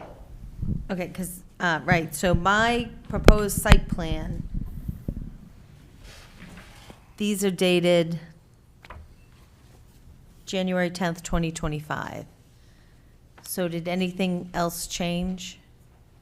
I believe that will be the most, I think Okay. that's the most recent. We'll confirm that that is the So- case. There might be one, there might be some, I'll confirm all plans are the most recent plans. Great. Madam Chair, we obviously want an averiment from the applicant to answer that question affirmatively, but I will say indirectly that I did have a conversation with Jeannie Fay, who is one of the project managers for the applicant, and she assured me that there were no updates or revisions to the plans. Yeah. But we still want the applicant to confirm that on their own for the record, so. So we can confirm that. And then what I'll do is make sure that the plans, like the architectural plans, in our presentation, I can add those to the slideshow. Oh, good, good. That way everyone can make Okay. sure that they see those architectural plans. I know that's not a conversation that I'm hearing a lot of, but we're still happy to do that. Okay. And so I'm going to ask you to answer that one question that gentleman in the back asked. And then I'm going to open it up to the public, and we might want to bring the podium out just in case the project proponent wants to respond. Sure, sure. And also, Madam Chair, there were a couple, after you've asked that question, there were a couple of points through the discussions that I think I might want to give the applicant an opportunity to hone in on before opening it up to the public, if that's all right with you. Yep. So who paid for the traffic study? We've paid for the traffic study. So the project proponent, the applicant paid for the traffic study. And just to give more clarity to that for the general public as well as the board, this is a project that we are going to continually have to fund all aspects of.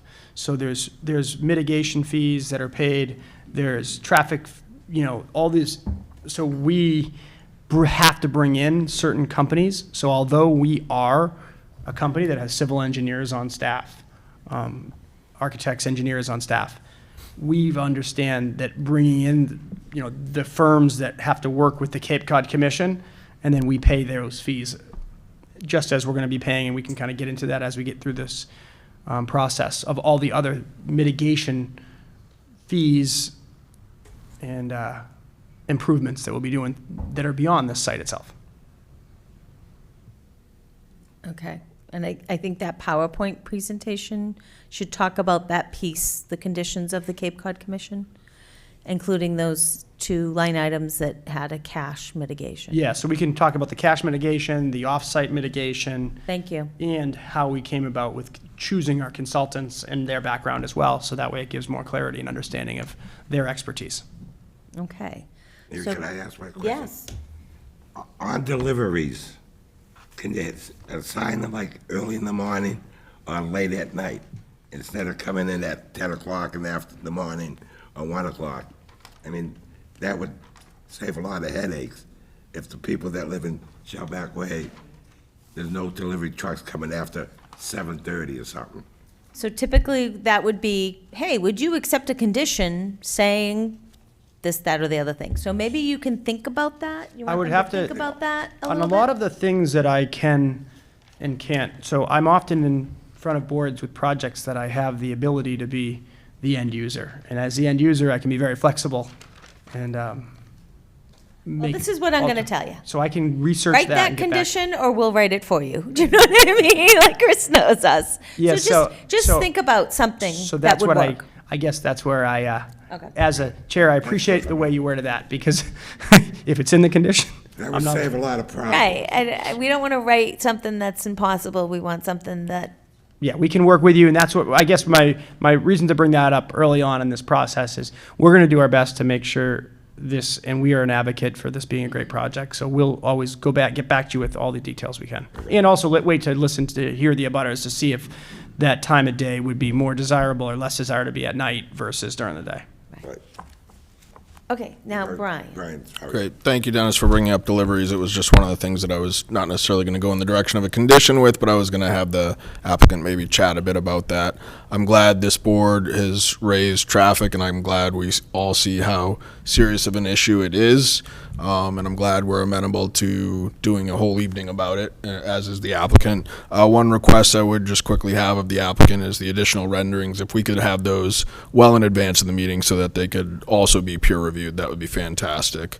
Then there's just 3 kind of areas I wanted to give the opportunity for the applicant to briefly touch on before we turn it over to the public. And I'll just list all 3 and then turn it back to the applicant at Madam Chair's approval. The first is if the applicant could chat a little bit about the photometric study and the impact of light on the abutters, particularly the residential community nearby, and whether or not they can anticipate lights being active on the site, and until what hours in the evening. If they could chat a little bit about trash management and pest management and the potential for the grocery store to attract additional pests. And then also if the applicant would be so kind as to chat about the reality that we recently approved an update to our stormwater regulations, and we just want to make sure that that is on the applicant's horizon, because they may or may not have an impact on the project or principles.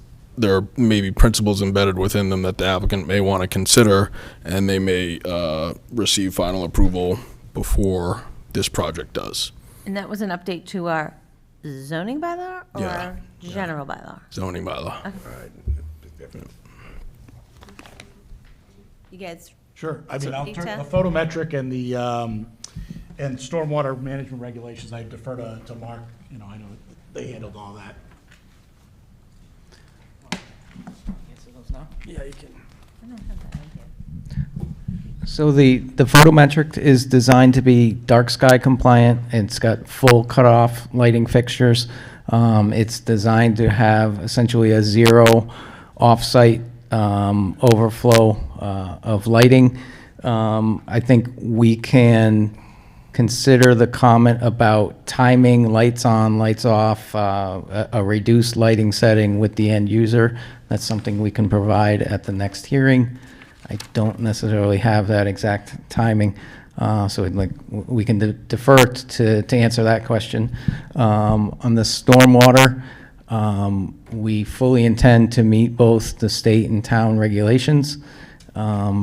If there is something new, we will address it, and that will be it'll be addressed before the peer review, so that they can. I appreciate that. We review. worked really hard, and it's part of our EPA permit. So it's super important, and I'm hoping it can be incorporated in. And trash management and pest management. Yeah, I'm just going off of what was put before the Cape Cod Commission. The trash enclosure is fully enclosed structure, including the roof, constructed with the intent to be rodent-proof. The store will either be doing bi-weekly or monthly pest control, and consumable and unsold food is, donated to local nonprofits. Any non-consumables often, they say, go to farmers or for composting. So I'm sorry, this was part of the Cape Cod Commission decision? Well, it was part of the, part Okay. of the discussions. So that Okay. came up during the Cape Cod Commission about pest management, waste, and things like that. So I know that was part of the discussions. So a lot of the things that have come. Is that something you can write up for us and possibly put in, we might put that in as a condition? Absolutely. Yep. Okay, if that could be a Absolutely. possible condition. Yeah, I would especially add it's particularly noble. The food donation is particularly noble in today's climate. So I'm sorry, go ahead, Mark. Yeah, that's what I was going to point out. Is that we worked with the specialty grocer to verify all these items for the Cape Cod Commission, and that's when we got more information on the food donation process and donating towards farmers, as well as their pest control processes. Okay. And Brian, will you make sure they have the zoning bylaw changes with respect to stormwater? oh, absolutely, yeah. Okay, so what I'd like to do is pull out the podium and put one of the mics up there in case the applicant would like to address something right away, and open up the table for the public to come up. One of our members is going to take a quick break, so anybody else can take a quick break. I see hands, so don't worry. Is there anybody that has to leave right away that would like to go first? If there's somebody that really has a legitimate reason. Yeah, so you can come up, and we're gonna wait for Dennis. You can come up and warm up that seat. We're gonna wait for Dennis to come back.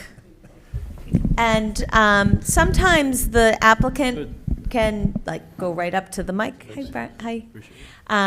Sometimes the applicant can go right up to the mic and answer a simple question. But Chris knows I don't like debate. That if we're sensing that this is an argument on principle or aesthetics or something like that, we'll back off of that. So you can come right up and try it out, but we're going to wait for Dennis. Okay. And I guess you can stand or sit, whatever you want. You want me to start without No, Dennis? no. Okay. No, I'm not. I'm going to have you pause just because Dennis isn't here.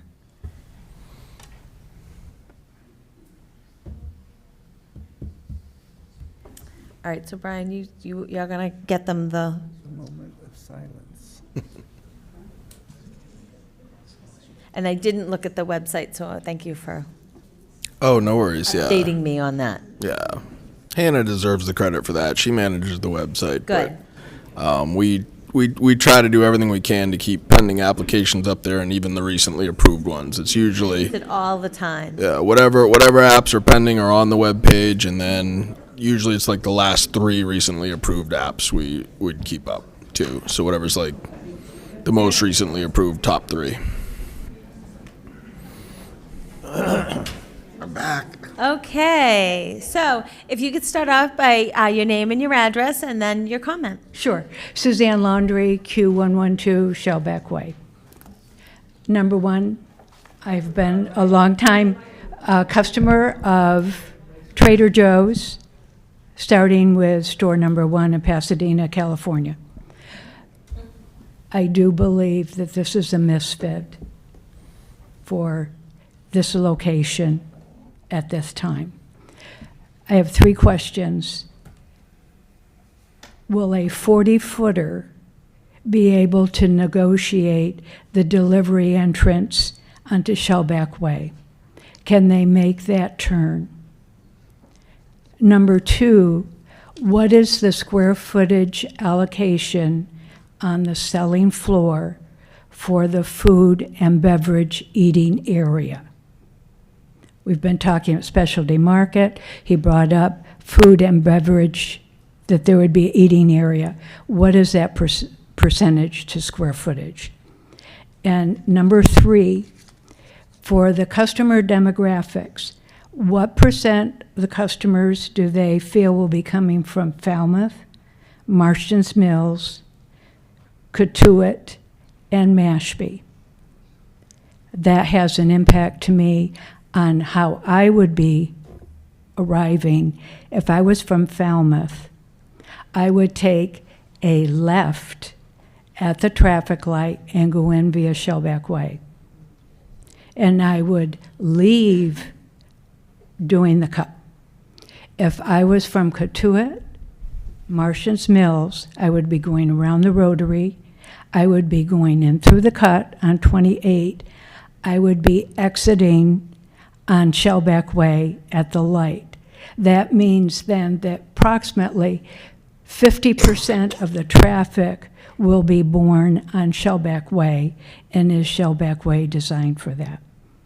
I'll let others speak. Thank you very much. When you talked about the truck, are you talking about it going from Route 28 onto Shellback or Shellback into the? We know because of delivery trucks from 28 going on to Shellback Way for the hardware store, how they park and how they leave. How will a truck go up Shellback Way to make deliveries to the store? Because we've heard the presentation tonight that all deliveries will be off from Shellback Way. Okay, so Is that if feasible? you or anybody from the neighborhood, sees a truck misbehaving in that area in the next couple of weeks, take a picture of it and get it to Brian so that we can see what you're talking about. Yeah. I'm sure that with the traffic studies and when they have a 40-footer trying to make the bend, I see challenges. Okay. So Oh. it's something to be I've addressed. spurred some conversation here. I just want to interject with one quick important point that I think is. In here? Why can we never hear? Can you hear me now? Yes. Okay, great. Perfect. I feel like I'm like You have to. I almost have the mic in my mouth though. That's what it That's feels the like. feeling. Go for it. So now I forgot my point. Hold on. Here is the point. Many of the abutters in the audience this evening and just members of the public in general have been paying attention to this matter from the beginning and were participating in the Cape Cod Commission hearings. I just want everybody to know that this is an entirely new hearing and an entirely new record. So if you submitted anything or if you saw anything submitted into the Cape Cod Commission record that you want this board to be reliant Consider, upon right, or to yep. in any way consider, Yeah. you will need to resubmit it again. Good point. Dennis, did you have Yeah. a comment? The thing with the hardware store, they really have no place to put those 40-foot trailers. There's no parking. But the development, the grocery store, that 40-foot trailer is gonna be off on their property, and you won't even see the truck, because the way the vegetation is gonna be. Okay, so, It's so like I'm apples and gonna, oranges. I think that we have 3 questions. Is the applicant willing to address those now, or do you want to, okay. You can address them now, or save them for next time, but it's better sometimes if you address them right away. So the 40-foot truck. Yeah, so Dennis actually answered that question. I think your apples and orange analysis is very accurate, that the hardware stores, their loading dock is used in a different manner than the way that the trucks are unloading from all the testimony that we've heard at other meetings, kind of on the street and not in a manner that is designed the way it should be. So our design for all the loading of trucks was well thought out and made sure that that would accomplish the goals of trucks being able to turn in and out, as well as have a place to unload that would not be in the way. Excuse me, I think the concern was the turn Yes, off sir. of 28. Yes, sir. I got it. So it's the turn off of 28. Oh, yeah, you can. Turn off of 28 to Shellback. Onto Shellback.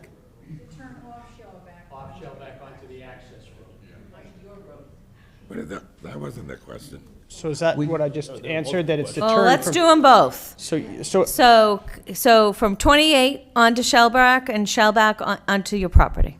We can provide a turning radius plan. It's called, Okay. it shows the truck, it shows how the front wheels turn, the back wheels turn of the trailer.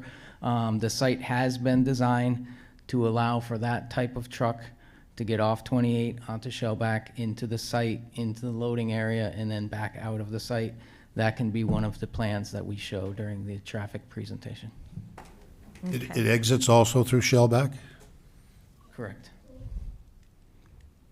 What is Okay. the size of the fire truck, our fire truck? The length? I couldn't tell you. Okay, so we'll put that, We will have Okay. swept path analysis as part of the record. I think that this concern is for, long haul 40-foot trucks. No, I know Yeah. what they're talking about, but, the fire truck, the fire department has to approve this. I think they have already, have they not? so I want to respect to the the person from, if you could write down your questions, we'll have some follow-up questions based on what the public. Okay. They've been waiting, it's 8 o'clock, I think it's their turn, I want to be respectful to that first person. So we talked about the 40-foot truck, she asked for the square footage of the area being used for the food and beverage. And the customer demographics. I can get more details on the customer demographics. As far as the exact square footage on the food and beverage, it's a small section of the actual grocery store. So if I go into.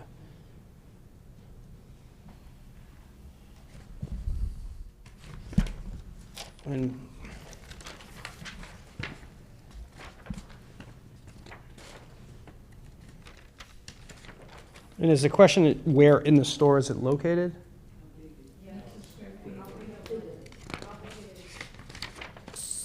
What square footage of the interior space will be used for food and beverage?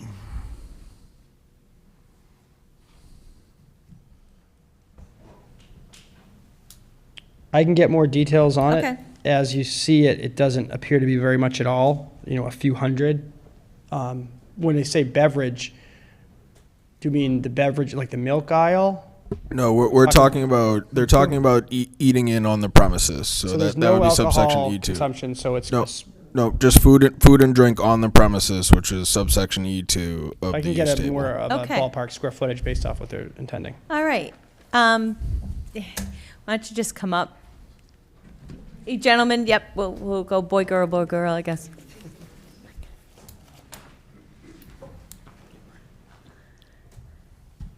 Thank you, Madam Chair. I'm David E. Gill, Q111 Shellback Way, Deer Crossing.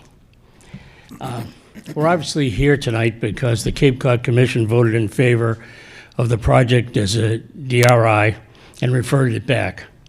A great deal of testimony was given at the hearings about major traffic and safety issues, as you're already hearing. But the commission decided that on a regional basis, the project should go forward. And if you listened to the hearings, if you went on Zoom and listened to the hearings and to the members' comments, it's almost like they had a conclusion and worked back towards it. It was really very upsetting that way. They really determined that the impact on the region was far more important than this small section of Mashpee. The traffic study was done for the developer by Bowman Engineering, but in the final hearing, it was disclosed that the commission staff, and Mr. Bogosian confirmed this, worked very closely with Bowman to develop the traffic impact study.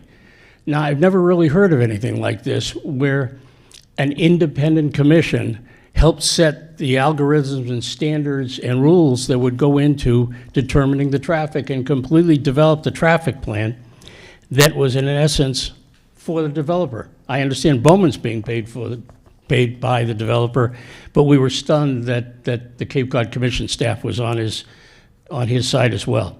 The traffic study basically projected an increase, and it depended on the time of day and the day of the week and so forth, but really about only a car a minute in the Shellback Way Route 28 intersection. Several commission members commented that the numbers made no sense, but voted in favor because of the regional impact and said that, and this is a quote of one of them, that Mashpee would have to figure out the traffic issues, to which I responded, thank you. Odds are that Shellback Way will be the only access to this property. The developer was unable to get a curb cut 2.5 years ago, and nothing has really changed. The only thing that's really changed on this whole design is his access road is not going around Rockland Trust. Instead of it's at the top of the property. Everything else is the same. So why would a curb cut make it now? That means that Shellback Way is it. And those of you who know Shellback Way know that it's a narrow road on a steep slope down to 28. The Deer Crossing condominiums, the upper and lower Deer Crossing Marketplace, Eastern Bank, and Rockland Trust all enter this lower stretch of Shellback Way. Turning traffic currently creates a massive problem, especially when in the summertime. You should see it when all the people are flocking into Ace Hardware to pick up their mulch and all this other stuff, and there's pickup trucks there and everything backs up way onto Shellback Way and actually out on Route 28 as well. And that happens all year long. My recommendation, to be honest, is certainly listen to the developer's presentation about traffic, but I think eventually you're going to wind up having to do your own traffic study, because any traffic study that he presents to you was paid for by him. Do you think he's going to present a study that disagrees with him and that says, no, you can't go forward? Additionally, the proposed site access road off of Shellback Way onto the site comes out across from the Ace Hardware loading dock, which is another problem. And I mean, the developer's staff has said, well, maybe if they'd actually use the loading dock and back their trucks into it, then they wouldn't have to park along Shellback Way. Well, the problem is it's almost directly across from the access road. So what's going to happen? An Ace Hardware semi is going to have to come in and back into a loading dock. It's not deep enough. The cab of the truck is still going to be out on Shellback Way. That's why they park where they do, right out on Shellback Way lengthwise. The access road that he's proposing will need to be dug into the steep hill behind buildings A and B at Deer Crossing and down a steep slope. I'm not an engineer, and I don't know how they're going to safely build this, but Say if those building numbers again? A and B, Okay. buildings A and B. Thank you. I don't know how they're going to safely build this, but if they do, they'll need to certainly put at least a retaining wall into the hill beneath the Deer Crossing property line. And I hope we don't have some massive rainstorms that cause the whole thing to just slide down the hill. Just a couple of quick comments. One is, I think somebody should talk to the fire chief about this. You know, a regular truck maybe can make it, but what about a ladder truck? I mean, we're still talking a building that's going to be, I forget what they said, 34, 35 feet tall. They may need a ladder truck. A ladder truck's a whole different paradigm when it comes to entering a right-hand turn. And what happens if there's a lot of traffic on that road, which, you know, Trader Joe's, there probably will be a lot of traffic on that access road. How are they going to work? How is it going to happen? What's going to happen if emergency vehicles have to come up to the Deer Crossing condominiums or school buses? You know, people think of Deer Crossing as, you know, an over 55 housing. It's not. We have young families there, and we have school buses. You know, finally, I'm not opposed to a new market. I'm not opposed to a Trader Joe's. Just put it on a site that won't be jammed in, creating major traffic and safety problems. Thank you for your time. Yeah, come on up. Let's see, I just wanted note to everybody what Brian said. If you made testimony or gave information to the Cape Cod Commission and you want us to consider it, we won't be watching the Cape Cod Commission meetings or looking at those minutes. You need to send them in to us independently. The final decision is in our packet and will be part of the record. And yes, the fire department will review the plans. Okay, go ahead, thank you. Hi, I'm Sue Weiss, Deer Crossing, number G43, resident owner. And I want to thank you, Madam Chair and Planning Board. Yeah, put the mic right in front of you, just so everybody here and everybody at home can hear you. Okay, better? Much better, thank you. Okay, great. Deliveries, I want to continue that conversation because I don't think some of it has been as thorough as I'd like to see. There's been no mention of hours this time. There were mention of hours the first time through. The traffic mitigation memo of 2022-10-7 on page 3 had a DRI objective number 1 that deliveries were going to be between 4 a.m. and 9 a.m., 9 p.m. and 11:30 p.m., and then other times throughout the day. So that's in the DRI decision? That was the objective, and that was from 2022, the first time this project hit, not currently. Okay. There's no delivery hours mentioned at all in the current proposal. Okay, thank you. You're welcome. There is off-site only, and the only reference to scheduling off-peak hour deliveries was in 2025, June 27th, which is the Falmouth Road Market staff report. Okay. Okay. We need specific information on that because that was also brought up a little bit earlier tonight. And a question about there's a newly proposed, or I should say passed, noise bylaw, which I'm assuming when these trucks are going to be backing down, and I'll get to this 100-foot loading ramp, they're going to be making those reverse traffic signals. And I don't know whether there is a conflict of a noise bylaw vis-a-vis beep, beep, beep, So that's a question that I have. Okay, on-site, the proposed on-site bus stop and shelter clearly adds to the Shellback Way traffic from the access road into Trader Joe's. I mean, you're talking loading trucks and you're talking a bus stop with a bus shelter. Now, there's a conflict here because in 2025, January 13th, Exhibit 17, the economic narrative, on page 1, it's noted that they will coordinate with the CCRTA to provide a formal stop at the site along the bus route. However, in 2025, June 27th, the Falmouth Road Market staff report on page 12. If I'm going too fast, I can slow down. Well, I hope you give these in writing. Okay, I will. Do you know what I mean? Like my printer died, unfortunately, but I can send okay. an email in. Okay, so what it says in the June handout, the June staff report was that the project is coordinating with the CCRTA to potentially install a bus stop and a shelter on site. And that's the one I'm referring to. I mean, that instead of having one stop on 28, that's going to just add to the traffic onto Shellback Way. So that's another aspect. Another one is that 100-foot loading ramp that is along Trader Joe's, and that is facing parallel to Shellback Way.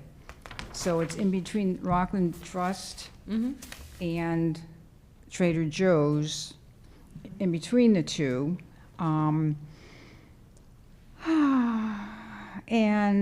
the drivers are going to be facing Deer Crossing condominiums as they reverse into this loading dock to unload, which again talks about sound pollution, if indeed there's a 4 o'clock delivery in the morning.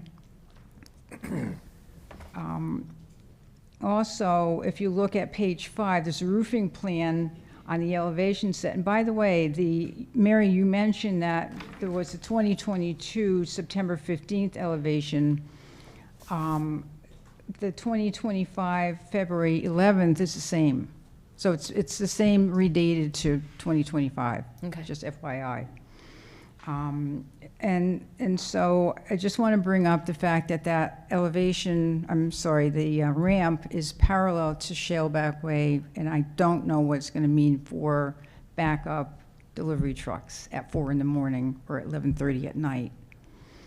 And then finally, and this may be a future, and that is the roof mechanicals, because that's an added noise pollution unless they're dampened and they are shielded.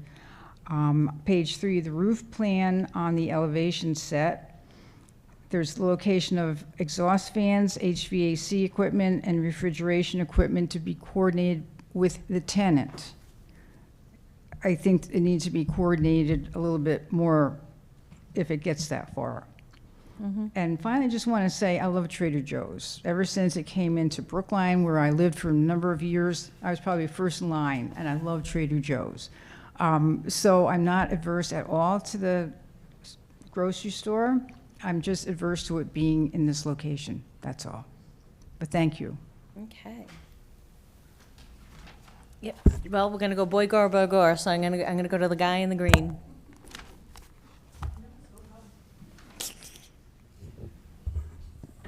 Hi. Hi, folks. Put this up here. Theo Collins. I live at B9 Shellback Way.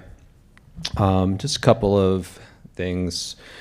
One is, oh gosh, where do I start? Okay, so my understanding is this is a water, to get away from traffic for a second, my understanding is this is a marine water recharge area for Papaneset Bay, which is nitrogen impaired. I think last time latest documents I've read, even up to 2022, 2023.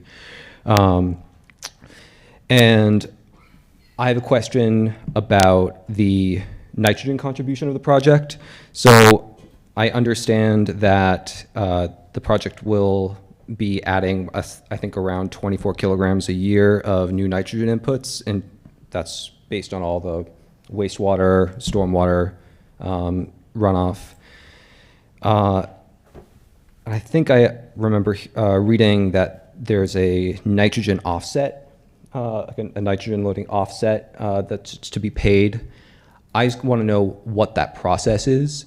Who do those payments go to? What's the work that ends up going out through that payments? Is it worked in through a property tax burden? I'm not sure how it works. I'm just curious about how that works. And I'd like that on record for all of us so we can learn about that. The second, again, having to do with traffic, I kind of just want it to be a little bit on the record that the more projects we have where we're talking about parking issues and very legitimate things like parking, access, things coming in from Shellback Way, the general gist of this is as we build up, we're making this area more and more not amenable for pedestrians. If you want to get around on 28 in that area between Shellback Way, Mashpee Commons, yeah, there is one road with a sidewalk, but in general, that area is really hard to navigate as a pedestrian. It's not a neighborhood. It's hard to get around this area as a pedestrian. Totally understandable. I knew what I was signing up for when I lived here. But I just want that to be on record. I want people to think about the choices that we make. The more we develop in this way, the farther we are from getting from a more walkable area. We're depending more and more on vehicle traffic. We're thinking more and more about vehicle access, vehicle traffic, as opposed to walking, biking. Who can be out there? Is it young people? Is it older, elderly folks? Or is it just going to be anyone who has a car? So that's all I wanted to get. So. Okay, and so I'm going to put in the parking lot that whole nitrogen discussion, just because we don't have a board engineer at this time. Yeah. And that will be, I did read a little bit about the offsets.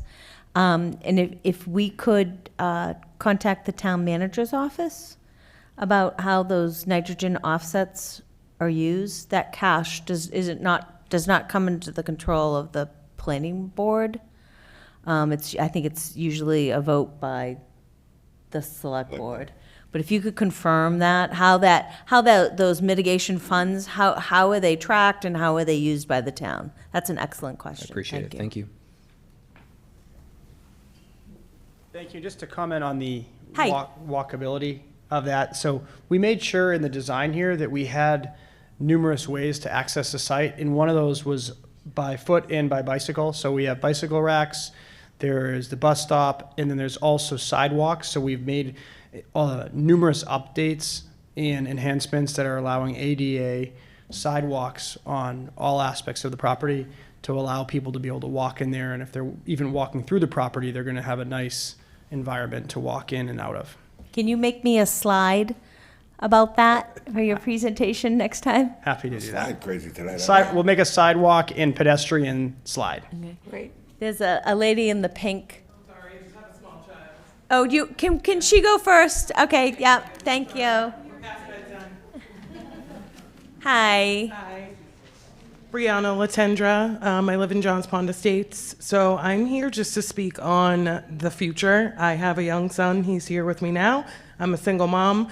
And honestly, I think I understand certain aspects, I do, but the problem is that I don't think we're seeing the whole future. I've worked for a lot of property management throughout my career, and one of them being a really big place in Mashpee.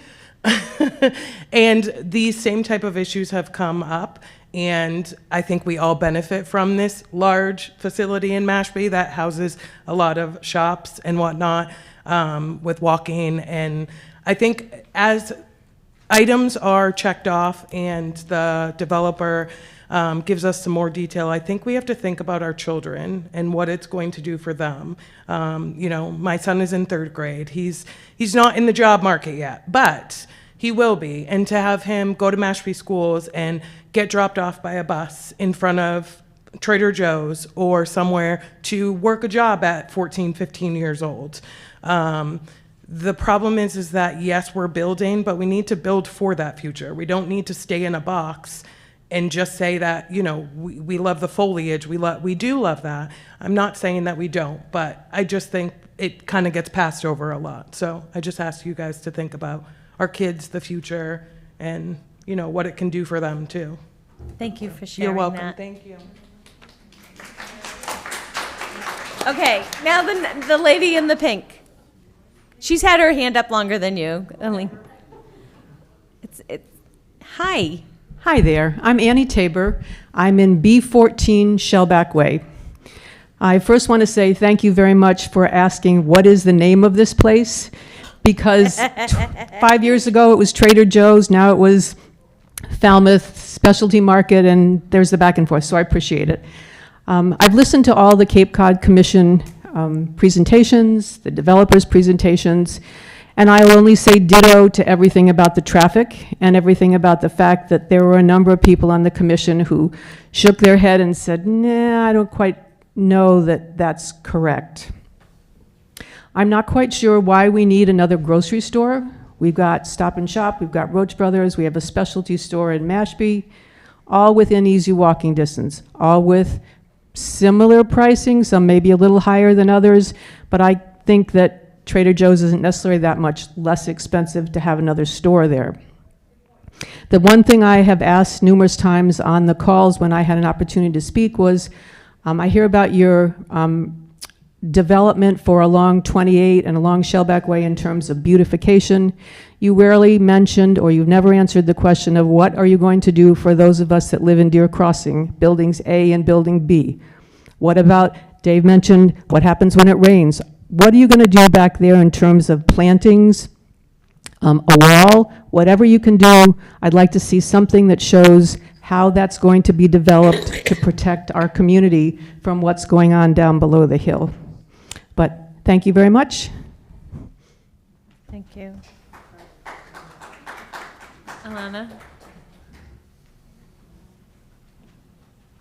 Hello, members of the Planning Board. My name is Alana Doyle, and I live on Sunset Strip. I look forward to hearing the traffic study presentation because I think there are a lot of valid questions that hopefully will get answered.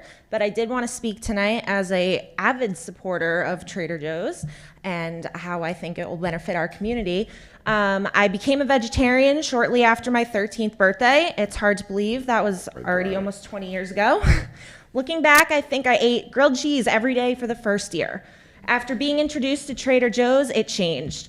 Long before there were endless meat substitutes, Trader Joe's offered more options to fit my lifestyle than I could imagine. When I became a parent, organic options and artificial-free options became paramount. Once again, Trader Joe's offered ample options that met all my standards while maintaining a wildly reasonable price. Seriously, where can you get an organic pizza made in Italy for less than $5? In times such as these, we should be welcoming grocery options that provide quality food at affordable prices. There's no doubt I am team bring Trader Joe's to Mashpee. Now, I think most of you know that I run the Mashpee Message, one of those social media groups for our town. For those that don't know, we have close to 11,000 members. I wanted to share some of the overwhelmingly positive remarks when the rumor of Trader Joe's in town first broke back in 2022. All right. Oh my God, you made my day. Great, this is awesome. I love the one in Hyannis and this is closer. Yay, yay, yay. I drive weekly to Hyannis. This is amazing. Cannot wait. That would be awesome. Awesome news. I cannot wait. This is the greatest store and I'm so excited. This made my day. Looking forward to this huge asset coming to Mashpee. We need more options for affordable foods. TJ's is a perfect fit. No more stocking up on goddess dressing and frozen goodies.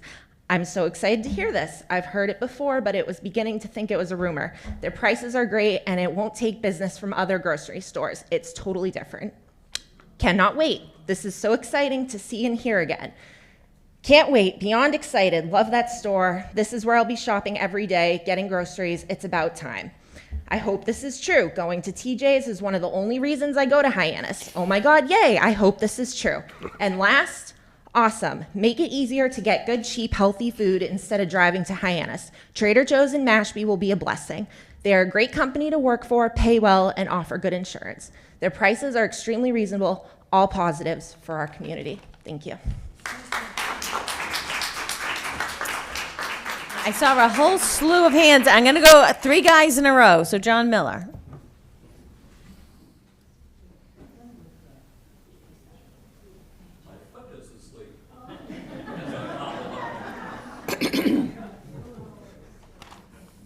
My name is John Miller. I live at 144 Shellback Way. I also have had a business in the Deer Crossing Marketplace for the last 25 years. And with all due respect, no one has reached out to me when somebody was asking about your relationship with the butters to the property. But I would welcome that if you were so inclined. Just an aside, I think one thing to take into account here as you evaluate this is the topography of this parcel, which has not come up either at the Cape Cod Commission or here so far as I know. This whole back portion up here that abuts buildings A and B at Deer Crossing is highly elevated above where the parking lot would be. So even though they're proposing extensive plantings and so forth to help screen that area, the people that live in A and B, I think, unless the trees are 100 feet tall, which they wouldn't be for centuries, are going to be looking down into the parking lot from that elevated space where they are. Plus, when they relocated the access road, rather than sharing the easement with Rockland, higher up, it's almost directly across, as someone said, from the loading dock at Ace Hardware. But it's going to require a tremendous amount of fill to make that road passable, probably with retaining walls and so forth. So there's a lot of topographical engineering that's going to go into it. I did want to clarify one thing that I think I was happy to hear, that none of what was discussed, presented, or concluded by the Cape Cod Commission is relevant to your deliberations here. Is that correct? The one thing that we've put in to the record is the Cape Cod Commission DRI decision.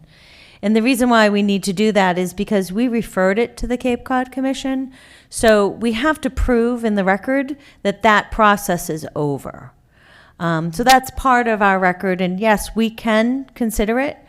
What Brian wanted everybody to understand is that that's the piece that we've received as a board to put it into our record for consideration.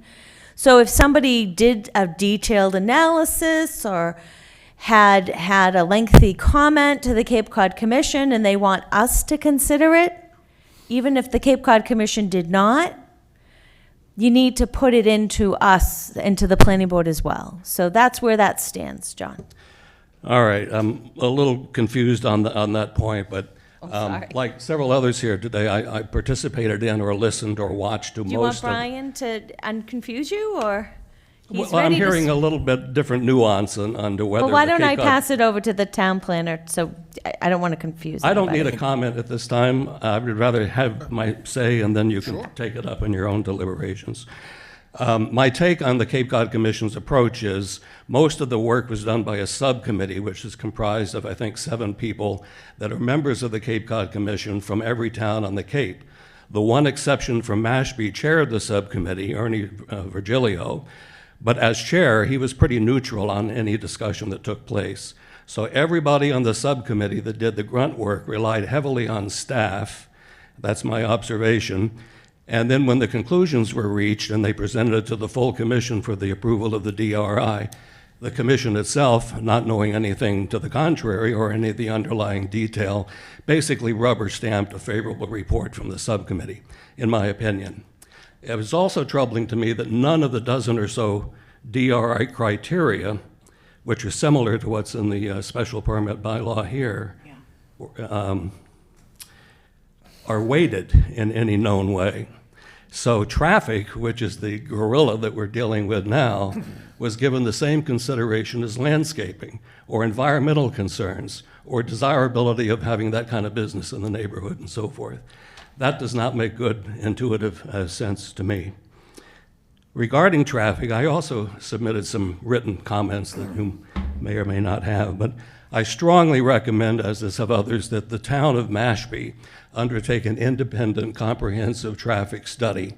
Maybe the Bowman report could be an input to that process, but it's certainly not definitive without looking at the whole spectrum of what's going on both sides of the Rotary, Mashpee Commons. We have 11 buildings with 54 units under construction now on Jobs Fishing.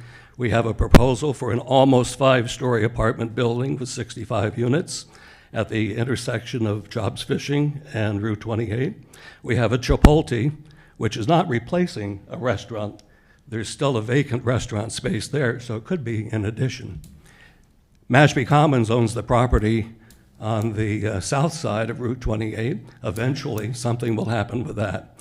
So I would think it would be prudent not to look at just the incremental impact of traffic from Trader Joe's, but the collective convergence of all of this traffic that in the next year or 2 or 3 or 5 or 10 is going to totally change the character of the town and this whole area, not just with respect to traffic, but everything else. I am yet to meet anyone that doesn't love Trader Joe's, myself included. I'm with Alana on that one. This is just not the best location for it. It is the location because the developer owns that parcel and has an agreement or will have one for Trader Joe's as a tenant. So he benefits from building it. He benefits from collecting rent on it. And he has an asset that might be more valuable to somebody else in the future. Arguably, maybe the industrial park is an equally good spot to service the Trader Joe needs of this neighborhood rather than this congested area on Route 28. Finally, I would, if you're not planning to do it already, I would suggest a site tour, much like you did with the On Commons LLC project, involving police, fire, town officials, engineers, water department, and so on, all of whom I think would have a stake in evaluating the appropriateness of this. And one other aside, this portion of Shellback Way between Route 28 and basically the top of the hill where the condominium project starts is a private road. It's not a town road. Its ownership, as the developer can attest, and other studies have concluded, is owned by the 4 abutters. That would be his property, Rockland Trust, Eastern Bank, and Hajar Management that owns the Deer Crossing Shopping Plaza. So maintenance is going to be an issue. It already is. I can't imagine those 4 parties easily agreeing to who's going to foot the cost of maintaining this road with this increased traffic in particular. The Bowman study, as I'm not mistaken, said that 90% of the traffic exiting Trader Joe's will exit by route by Shellback Way onto 28. Only 10% would use the right-hand turn if there is a curb cut to head toward Falmouth. So think about that. I don't know how many cars per hour that would add if 90% of the traffic is coming down that road, not to mention the impact on road maintenance and tractor trailers and deliveries and on and on and on. You got the picture.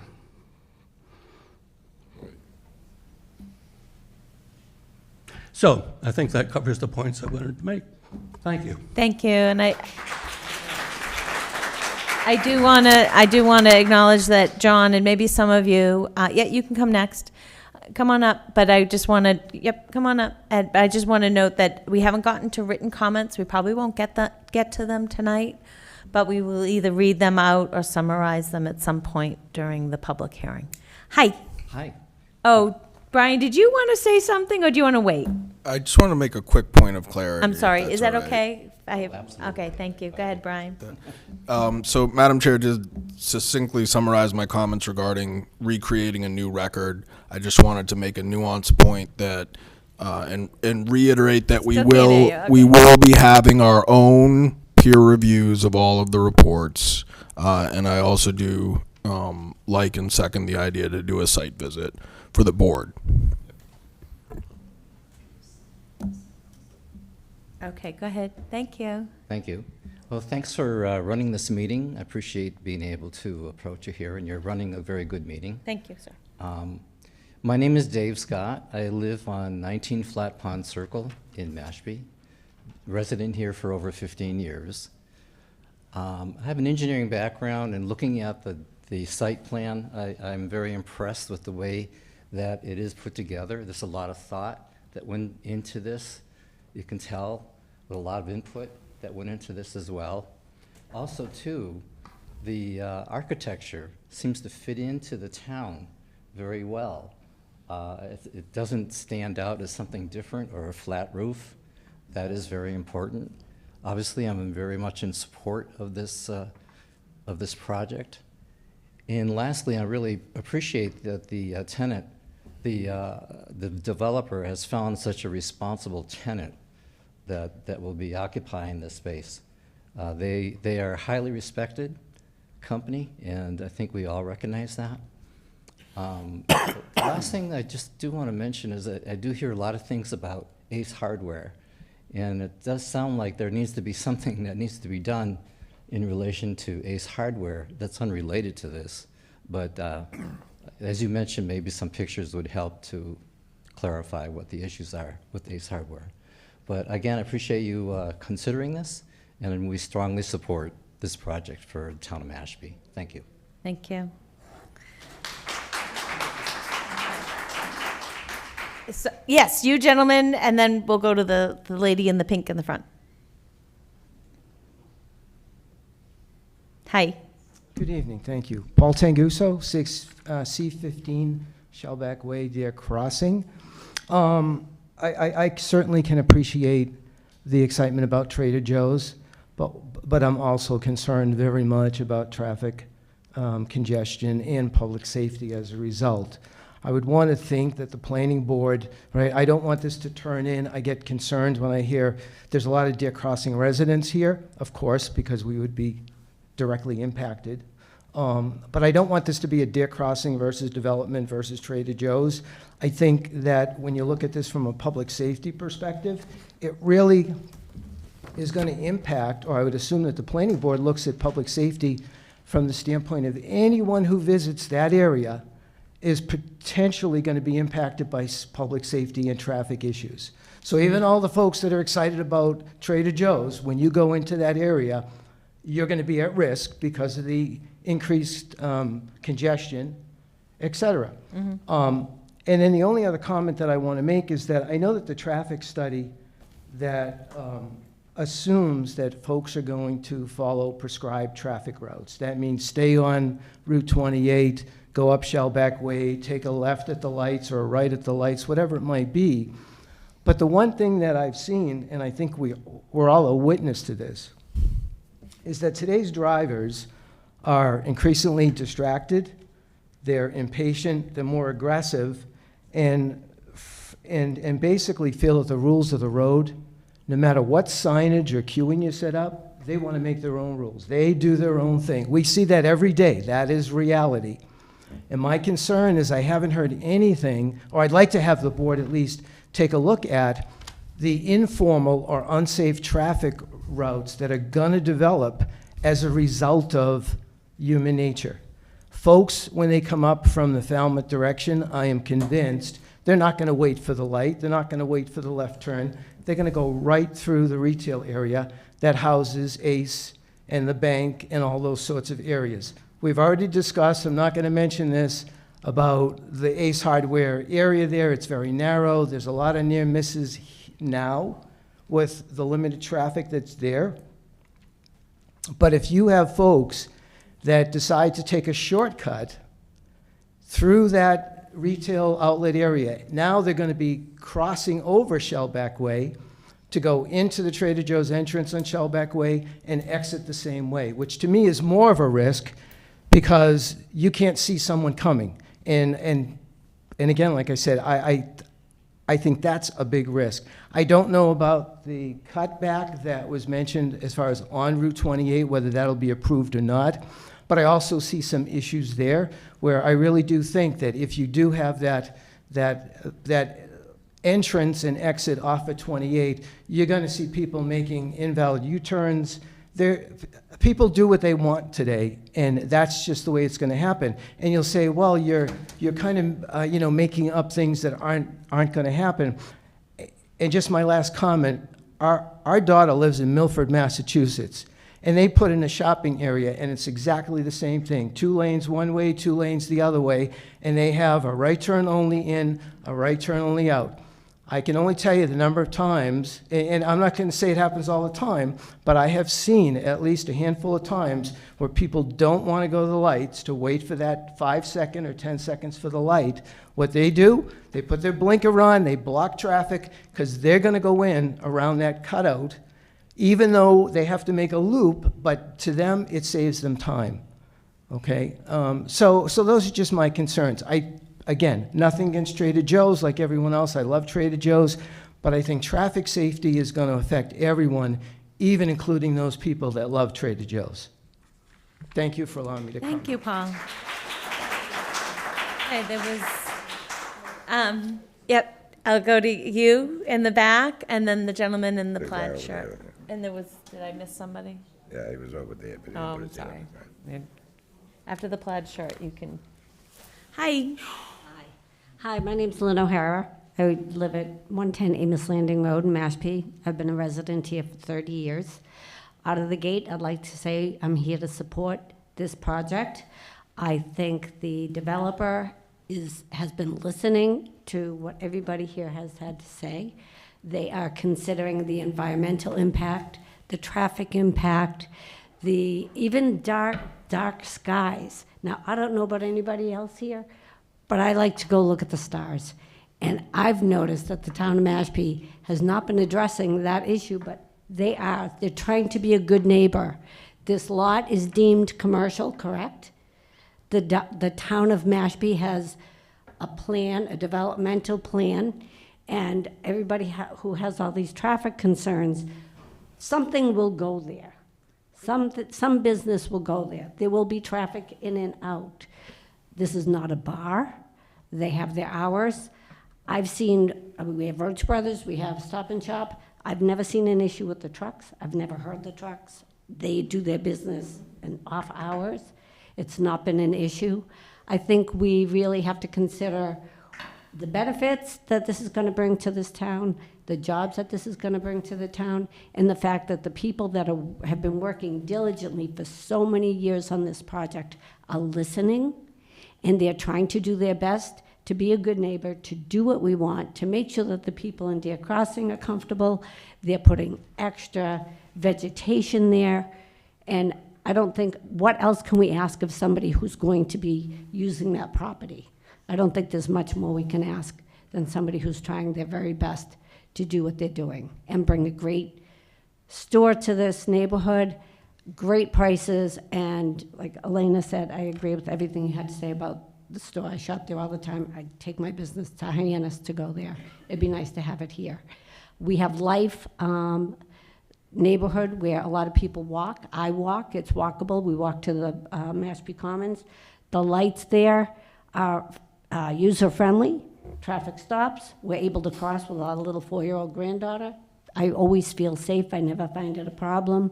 I see all the residents of Life who walk, have jobs, and it's not been a problem. I don't see how this is going to be a problem. Thank you. Okay, thank you. So it's not like town meeting. However loud you are, doesn't gonna influence our vote. Go ahead, the gentleman in the plaid, and then Dennis identified. Who else? That was. Okay. Hi. I'm Ted L., 14 Penn Lane here in Mashpee. First, thank you. I wouldn't want to do your job. It's a tough thing. You're trying to make everybody happy. And I'm very much in favor of this proposal. You know, you represent the people of Mashpee. I think it's fair to say that overwhelmingly most people in Mashpee support this. But you have to balance, of course, is this the right thing? Is it too much, you know, for everything from our wastewater and our traffic and so on? I'm very impressed with the presentation. I think they've taken a lot into consideration. I would say I get the impression that you haven't read extensively the traffic report that they've submitted, but you've discounted it heavily because they paid for it. Well, of course they paid for it. Nobody else is going to pay for it when they're building a proposal. If you find fault in it, then by all means, do another one. But somebody said essentially, you know, we're definitely going to do another study. Well, why don't we first read this one, question them extensively before we add costs. We all say that we're concerned about those less fortunate. This is a great option for those less fortunate. I see why it's taken 5 years to get to this point. Every other delay, every other study adds more costs and consideration.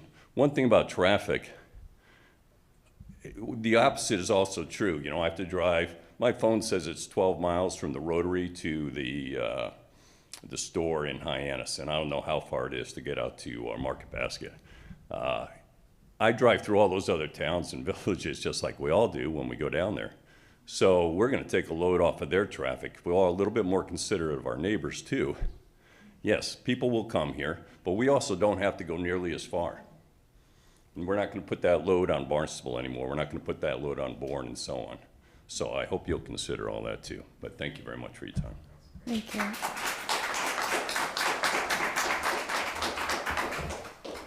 Okay, who was next? Is there somebody else that would like to? Okay. So if you have some thoughts after this meeting, I would encourage you to put them down in writing. Make sure you send them in to Brian Tobin. We're not going to close the public hearing today. It will be continued to a time certain. You need to keep track of that. You won't get another notification of that, okay? So if you have a question, if you don't write it down tonight, and you have a question, please call the planning department. It's 508-539-1414. Their delightful staff will help out. But just to, right, yeah, they're so friendly. And thank you, Brian and Hannah. But I was going to say Hannah's way more delightful than I am. well, she's the one that answers the phone first. Anyways, but keep track of that on your calendar because you won't get that notice in the mail. So I don't know if any board members had any follow-up questions based on what they heard tonight. So the main thing, we gotta get Can you use your mic? we gotta get an engineer, though, to look at this project. So now we're going to talk about what date we're going to pick to continue this meeting to. Before, Madam Chair, sir, before you do that, I just want to make sure that, you know, we check the boxes of the things that we talked about that you're going to want to see, you know, whether that's at the next meeting or you know, when we do the traffic. So some of the things that I picked up on were, obviously the board wants to know about hours of operation, Delivery times, a number of deliveries, I'm sure is probably important. I know that the trash management, pest control, providing that information to the board, providing updated plans to reflect whatever minor changes may have been made since what you have now. Obviously, updating, putting it in a easily reviewable presentation, slide. About the pedestrian. About the pedestrian. The walkability of the project. Exactly. I think important, and, certainly talk to Mark about this. I know there was some commentary from the residents of buildings A and B, and, what the screening is, what the, the slope is, walls, things like that, so we can, certainly address that. Again, yes, pedestrian friendly. I know there was a question about the interior space, how much of that is going to be dedicated to food and beverage. The demographics. The right? demographics, yep, demographics. There was a question about whether or not the stormwater management complies with the most recent revisions to the bylaw, so we'll certainly address that as well. Those were the major points I had, so if there's anything else that the board wants us to address. I'm going to add one to this, and that is, will the Hyannis store stay open? Okay. Yeah, I'd like to. And an additional comment from the public was perhaps a summation of the nitrogen input Oh. and the impact on So Poppy Bay. say that again, Brian. A summation of nitrogen input. Maybe we can break down the IA system into lay terms and That's the talk nitrogen about cycle of the site. ppm. Yeah, that was a good one, and right. So we're a nitrogen sensitive area, our watersheds are impacted, nitrogen impacted. We'll also include a slide that shows what type of mitigation that Yes. we're putting Oh, forward. So both the mitigation. off-site mitigation from traffic perspectives, but also fees. And then I believe you guys there was a question on where those fees, how they get allocated. So Right, but we'll handle that one internally, the mitigation funding. But if you Just could point out add how that much to we're your putting mitigation slide, the fees, Brian's gonna figure out internally what our policy is and how the town uses those. Right, we're just gonna put how much we're giving to the. Yep.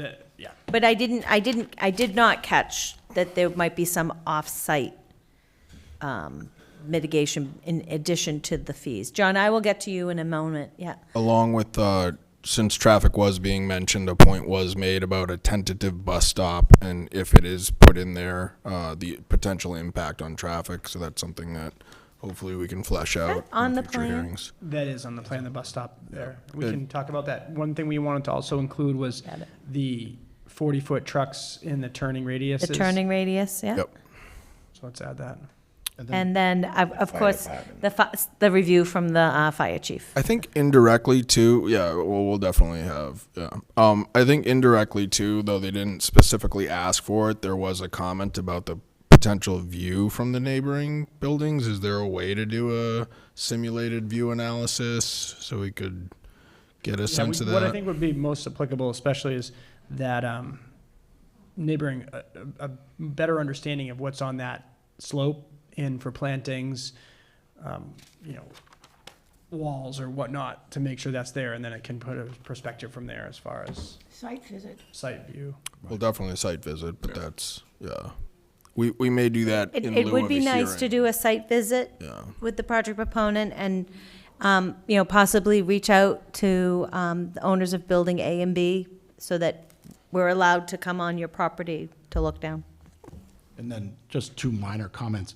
One is, obviously, we're very sensitive to the fact that we're in the, Pompanesett watershed. We're not in a groundwater protection overlay district. This lot is not in that overlay district. That's one thing to note. And then the That's other thing, I know there was a zoning. comment of why can't we put the store in the industrial district? Well, the industrial district doesn't allow this type of retail, so you can't do it. Oh, okay. All right. Let's just go, can I just? Go ahead. I just want to make sure that our list is, did you have anything else? Well, the other comments I had are more detailed that'll come out in peer review anyway. Okay. So in the interest of time, it's probably not worth delving into them. Somebody brought up jobs. I don't know if that's in our application about the job. Yeah, we could do a slide that talks about the jobs, employment, Jobs, what are the, benefits and whatnot.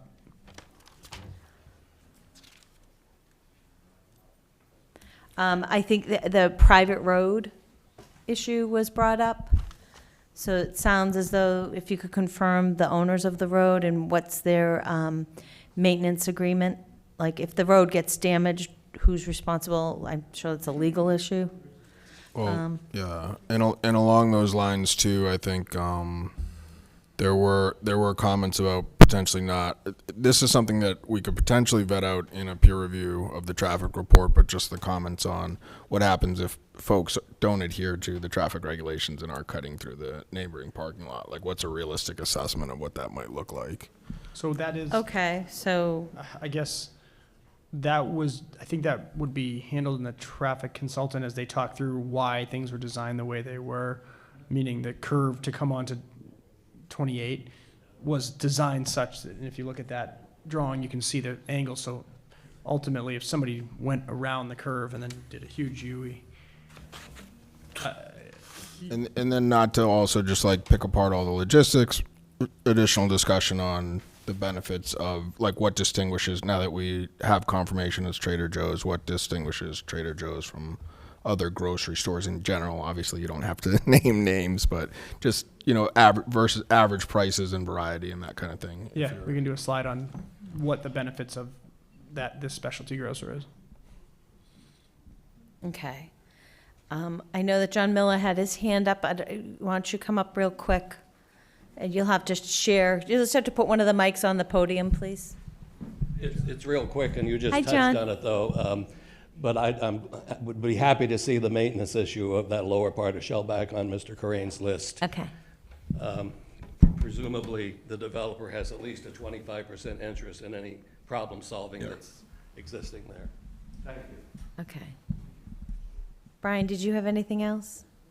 Okay. Dennis? Yeah.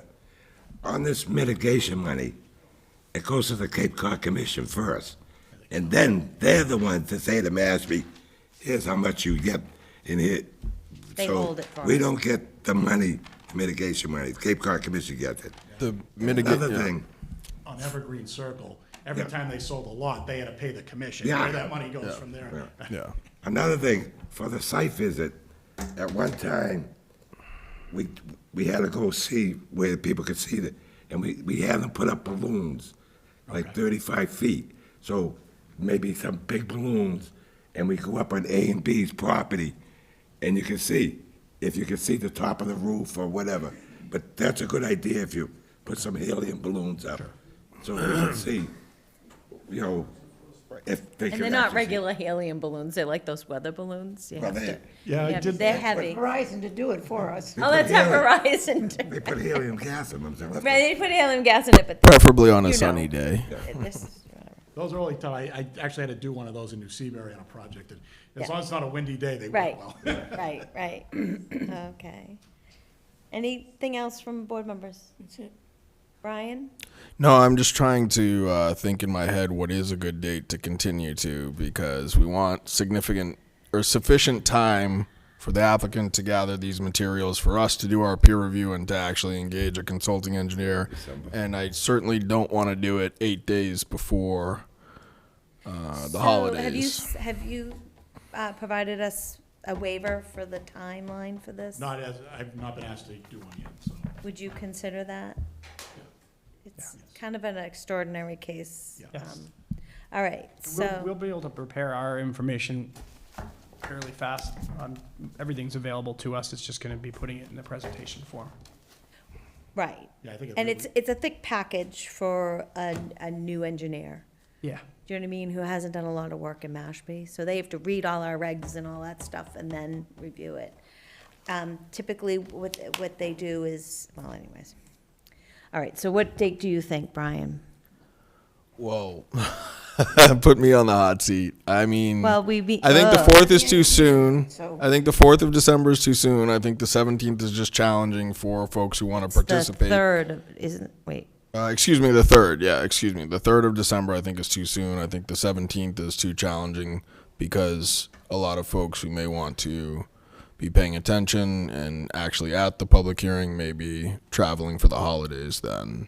Then So, you're I mean, talking I January. I hate to put us in January, I but really, respectfully, we are really under some time constraints as far as moving this along. So I have a feeling the next hearing is not the final hearing, meaning if we It have might to not set be this- because typically the engineer, it really depends on what we've done with the past two board engineers that Dennis and I have worked with, and I think some other people worked with Charlie. He would review them and go back and forth with our with your engineers. engineer. And then the things that weren't resolved would come to us. So they're going to review. So- But does that mean that so the consulting engineer will be reviewing the traffic, those turning radiuses, all those items with our engineer? well, yeah, there We're there would be probably a gonna complete have peer more review. than one staff person from this engineering group looking at this, right?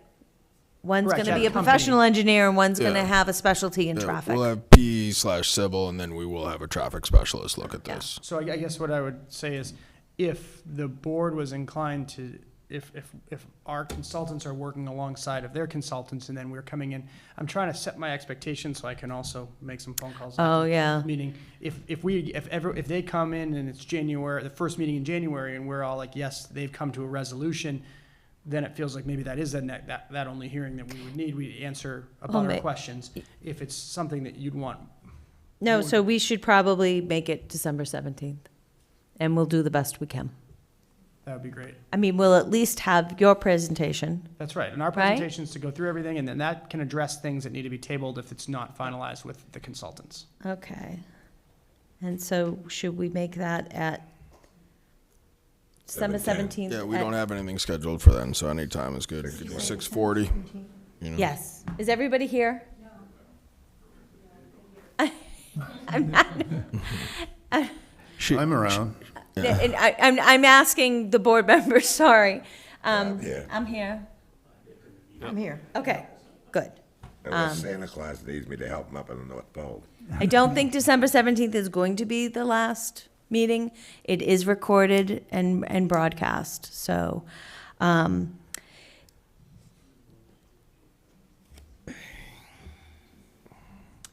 And then, and I'll recognize you in just 1 second. And then, you know, we can spend time on this in January, but I would like to know is basically, when it feels like the board, and Chris knows this, when it feels like the board is ready to make a decision, we actually have staff draft a decision, and that goes out to everybody to review. It just, so there's almost like an extra meeting that's needed at the end. Yeah. So, Yeah, and I mean, this is just timing on our end to try to, we've done everything we can to keep our specialty grocer throughout the 5.5 years engaged. And if we can just keep, if that's the plan, December 17th is great, and then we'll try to get everything handled ahead of time, submit our slideshow to the board beforehand, so everyone has time to review it. yeah, so they give us our packet the Friday before that Wednesday. Do you know what I mean? Okay, so Friday before. So it's like, no, you have to have it into staff by The Wednesday the before. Wednesday before. A week I'm- a week before the hearing. Right, I mean, we do the best we can to be accommodating, but that's so that staff. We can make that happen. Okay, thank you. The supplemental traffic imagery and renderings, try to get us as well in advance as possible, because we'll send those over for peer Right, so review, anything too. that has to go to an engineer, it has to be reviewed by a peer consultant or an And I engineer. believe the engineering package is very complete and ready to be reviewed by the consultants that are specialists in that. Okay. The graphics that we're creating are to take them and make them easier to read. Well, we're saying we want to have one meeting where we go through their traffic engineer. Okay, so we would want our traffic engineer there as well. So that's one meeting. But what's the order to get to special, whatever we get to in January? If we start at December 17th, what about our consulting engineer? That will all be done by December 17? Well, the hope is, yes, that peer review's locked up and complete Okay, and at then least the, 1 week in advance before our next Power public hearing. presentation. Yep, we'll have that as Right. well. So we have plenty of time for that. I think that gives us, December 17th gives us, what's, almost 6 weeks. Right. I think what we're looking at, you know, from probably what's realistic is on December 17th, we'll be able from our seats provide you the slideshow, the answers of the questions that we can do, you know, that we can provide. It's really out of our control whether or not your consultant is going to be prepared for that meeting, but at least we're not delaying it till January, then giving you that, then having another meeting that's solely Oh, dedicated. yeah, no, we can respect that, yeah. Traffic no, consultant. yeah. And I also think that the project has been so vetted by so many different engineering firms, as well as different subcommittees, that I think the back and forth from the new consulting engineer for the town, us getting all the details and showing, hey, this was thought out, here's the entry there. We have 7 renditions, and this is why we got to this one, or this is that, will hopefully make that process easier. Okay. Did somebody have a comment? Oh, okay. All right. Do you guys want to put out a Zoom link for the next meeting? Can I just add one thing to your question? Why don't you come right up? You have to use the microphone. Oh, I can talk pretty loud. But they can't hear you at home. I'm sorry. All I wanted to Hi. do was add to your drawings. I haven't heard anything about signage. What kind of signage is going to show up either on Shellback Way or on 28? So maybe I missed that in the discussion, but I'd like to see it on the I review. think we need some slides. Absolutely. Okay. How about, I let's knew get some slides on that. All right, Some- put that to the list. Everything, on the signal areas, the unsignal areas, all signage, everything that's written on the roads. So what we'll do is we'll provide what we know is a absolute signage, but we do not have the way our specialty grocer operates. They would be applying for the signage on we would be applying on a separate meeting. So we can get whatever. To the planning board?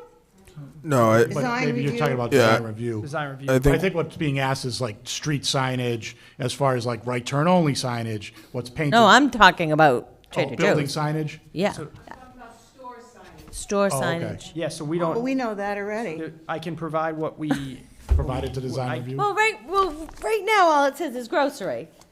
Well, So, it's gonna have a yeah, name. you know it, yeah. What Are you talking about street signage?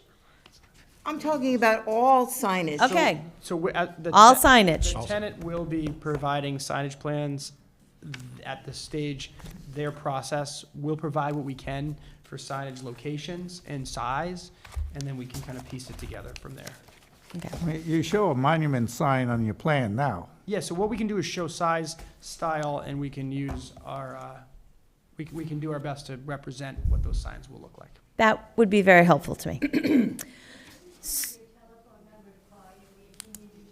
So whoever that person was might want to come up. So what I'm floating out there for because somebody said they can't, somebody from the public said, oh, I can't attend the December 17th meeting. Would it be helpful if we added a Zoom link to our agenda? There's at least one person. So the next meeting for this, the public hearing, we will have a Zoom link. Mashpee TV runs our Zoom for us. The only thing is I'm not so used to it as chair. So, you really, if you feel you're not being seen on Zoom, make sure you know how to raise your hand with that little yellow sign, that kind of stuff. Just make sure that we see you. That's my big fear with Zoom, is that we don't see somebody's hand up. Okay. Okay, so I would accept a motion that we continue. Oh, I'm sorry, Rob. We talk about November 17th. December. December 17th. We haven't set a date for the traffic-only review. we'll do that at the next hearing, Rob. Okay. Yeah, I'm I thought you hoping, were gonna I'm try to get this hoping before that, the end of the year. right, I'm hoping that the presentation on the traffic happens on December 17th.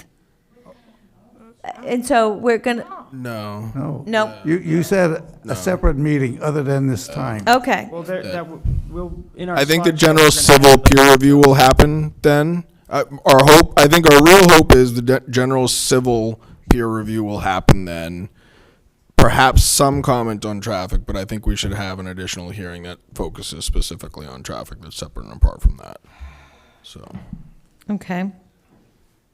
I mean, I don't know how much presentation you're going to have with answer those questions and how quickly you can accommodate the public's need to know the answers to them, and whether we could do that in 20 minutes or half an hour and then proceed to the parking area. I mean, he's got some limits. You've got some people to hire. I think there's a big unknown, which is what the feedback is going to be from our engineers. Yeah. So that's what we have to find out, how voluminous it is. I think if we shoot Our to, traffic engineer? Yeah, well, both. if we were to shoot for that date, and meaning we all are doing our best to get there, even if they're 50% through the traffic, we get through what we've got accomplished. That if we come prepared with, it won't take very long to get through things outside of that traffic. And if, at that point, our slides are going to represent graphics that display a lot of the traffic. And then at that point, hopefully the consulting engineer and our engineers have had at least some back and forth to get a perspective of where things stand, even if it's not 100% complete. Okay. And remember, the public, if you have any questions after tonight, get them to Brian as soon as possible so we can look at those ahead of time. I make a motion, we continue this public hearing to December 17th at 6:40. Second. Any discussion? All in favor, say aye. Aye. Anybody abstaining or not voting? Thank you very Okay. much. Great. Thank you for coming. Thanks, have a great night. Thank you. It's not clear at all. They've got December 17th, they do their PowerPoint presentation. Was that guy the town moderator? The traffic study. Yeah. Another meeting for the. Maybe he wouldn't let you do it. Brian is gonna bring us through that I wanted to end the question, you know, he told me, you can't do that. So I went up to him after the meeting, I said, that wasn't right. That's not illegal. Phew. You don't like it, you can run. What? I'm on the same wavelength. Phew. Come here. You can have it, yeah. Oh, you explained to me what you did, because it was wrong. All right. We have still more stuff to do. I went to say Well, something. what's left, Mary?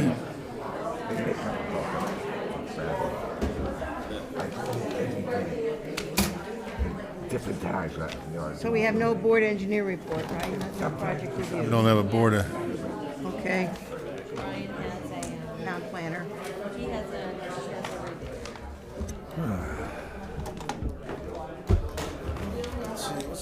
Let's do a milk. Giant packet. Come on, let's say something. No, maybe you wouldn't let me speak. Nothing to discuss me. Wait, we're still on. Oh, I forgot. All right. Tom, Lynn, how you doing? Tom, how are you? I'll try to keep an open mind, though. yeah. I'll try to keep it. You wish you were sitting here now, huh? I know, all those years ago. Oh my goodness, that's how I met Tom. Was on the Bye, Lynn. board. Hey, Tom. Good to see you, Tom. Okay. He used to be on the planning board. He was on the planning board when I joined it. Rob don't sit on this, all right?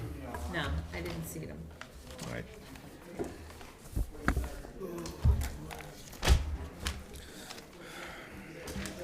Should I do the engineer report, Madam Chair? Yes, please. Okay. Why don't we do this in R&A, this?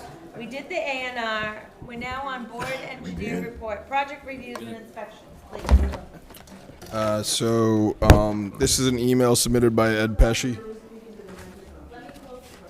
Yeah, you got to get right up to it, Brian. Pretend you're on NBC. I mean, the funny thing is, when you watch on YouTube, you can hear me just fine. I wanna adjust the mic so that It's I terrible. don't have to put it right in my face. I want you to get a Yeah. headset. Can you use one of those? Just pull it. I would this get a way. headset, actually. I would Get love a to get a headset. headset. Yeah. That would be fantastic. Use it from, yeah, coordinate it with Mashpee TV, so it will work, but Yeah. get a headset, you'd look great. Or I think I said this at another meeting. I could get like Megaphone. Andrea Bocelli's thing, where it's just like here. You know, I wish I had his voice. I got a megaphone at home. I can bring it. There we go. Yeah, we'll just get the horn. Please disperse. So this is a. Oh wow, that's much louder, huh? Yeah. Yes. No. No. He turned it up. Okay. Right? You can hear me. I don't from know, or here? you can get it a little closer. Okay, we'll Can tell you hear me from here? Just move it a little closer to yourself, Brian. No, Closer. the whole thing, from the bottom, like there. All right. Hello, this is an email from Ed Pesci, our engineer, who is unable to be here this evening. Hello, Mary and Brian. Thank you, Chris. You've got to love that personal attention. Brian, I got your voicemail that there is no Zoom link for tonight, and that the other major projects on the agenda will be transferred effectively to the new engineer. So here is my inspections update. 1, Osprey Court. The contractor, Pastori Construction, who's the sub that's doing the paving, recently cut the binder pavement to set the frames and inlet grates for all the catch basins to grade. However, he needs to set silt sacks in all the catch basins since the roadway side slopes have not been loamed and seeded yet. Sand is eroding into the CBs. They were also still needing to place final pavement on the sewer trench along Great Oak Road. I emailed the contractor last Friday about all this last Friday, 31 October, and he acknowledged the work is scheduled to be done ASAP. 2, Country Club Estates, the contractor has only done limited work in the new phase number section of the project, installing only 3 catch basins while he was waiting for the other structures and piping to arrive that is on order. I expect they will start this work back up in the next week or 2, and they will call me when they start up again. I did happen to bump into Ken in the marketplace, and he told me that the striping's arrived and that they're just waiting for the next sunny day to put that in at the intersection that Dennis is concerned about. I just went by there. They didn't do no signs yet. Stuff the strike and I. For sure. 3, Willow Circle. The developer, Scott Miller, and I made a joint site visit last Wednesday, 29 October, to examine the remaining work, which includes constructing an entrance island and gates to close this project out and to prepare for final paving of the road. I developed a punch list and emailed that last Friday to the contractor, Diggett Construction. I plan to re-inspect the site next week and when they perform the final paving. 4, Island Pickle. Good site work progress there as the entire drainage infrastructure is installed and the front section of parking and driveway for the building has binder paving now. The septic system in the rear of the building was about 2/3 completed as of last week. Interior work is progressing well, but the planned opening of 3 November has slipped a couple of weeks. I also went out to Island Pickle, and I know Dennis did too. I didn't do the interior tour though. Don't worry, I wouldn't do that without you, Dennis. But Today I went and looked around it. yeah. But the great thing is I caught it right when they were laying that emergency entrance, which I know we had a ton of back and forth about on the plans, and it was kind of cool to see that in progress, and I snapped some photos there. 5, Mashpee Commons. Witnessed sewer line pressure testing, third-party testing company last Wednesday, and the site crew was also working to solve some water main leaks, which they located while I was there. An inspector from the Mashpee Water District was on site to observe this work. Next up for them is installation of Eversource duct banks and conduit, followed by placement of gravel base for the drives and parking in order to get binder paving placed in the next couple of weeks. Thank you, and please let me know if you have any questions. Next couple of weeks, that's gonna be tough. Okay. They shut down the plants like the end of November, you know, the pavement plant. Okay, we have, next, thank you very much. Thank you, Ed. 18 Pheasant Park Drive, request for release of covenants. The applicant is not here this evening, so I would recommend we table it until they are.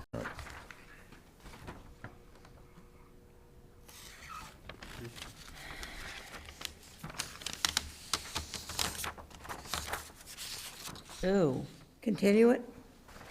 do we have all these documents?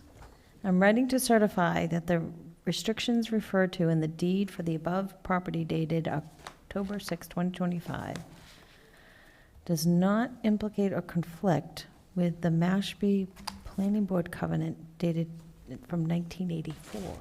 Have you looked at those two documents? Yes, I have copies of them, and they are on file with the department. I believe Hannah neglected to put them in the packet, but I reviewed both, and I cross-referenced it. I mean, it's an old plan and an old covenant.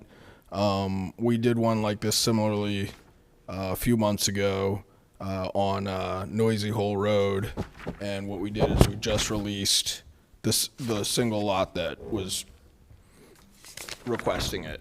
I mean, this was like the last unbuilt lot in that subdivision. Yeah.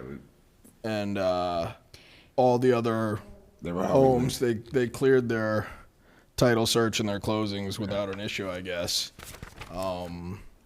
The counsel for the applicant assured me that he did a thorough title search and did not find a release on it. Again, this dates back, I believe, to like 82. So, Can you just email us out, we'll table it, and, yeah. and can you email us out those two documents that were Yeah, recorded? that's fine. I also do think that the applicant should be here to present it, though. Yeah. But, or at least a representative of the applicant, but yeah, we will table it. It's not something that needs to be continued. It's not a public hearing, so. Okay. Okay, local comprehensive plan. Okay. Here it is. You guys have copies of it? It probably goes, This is new. Oh, no, then I don't have one. Does anybody need a copy of it? Meg, you got one? What is it? So, it's the local comprehensive plan. No, I don't have a copy of that either. Okay. No, I do not. Okay. So in your packets, it indicates that they're online. There was a separate link to them. If you would like a hard copy, please come into the department. We'll give you one. It's just, it is a 200-plus page document. So if folks preferred to access it electronically, we prefer to save some trees and some ink.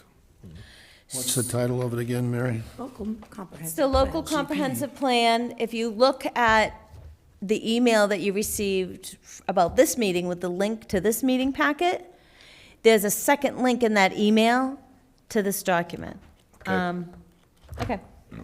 And that plan in that condition is going to the Cape Cod Commission. After we review it. It already went to the Cape Cod Commission. And they made us do some corrections. Oh, okay, sorry. So it's on. Brian, There is a I'll plan pick from one up like in a day Ipswich or so. something in there. Yeah. Okay, so, I'll pick one up. Okay, great. Yeah, I like a hard copy. Yeah, me too.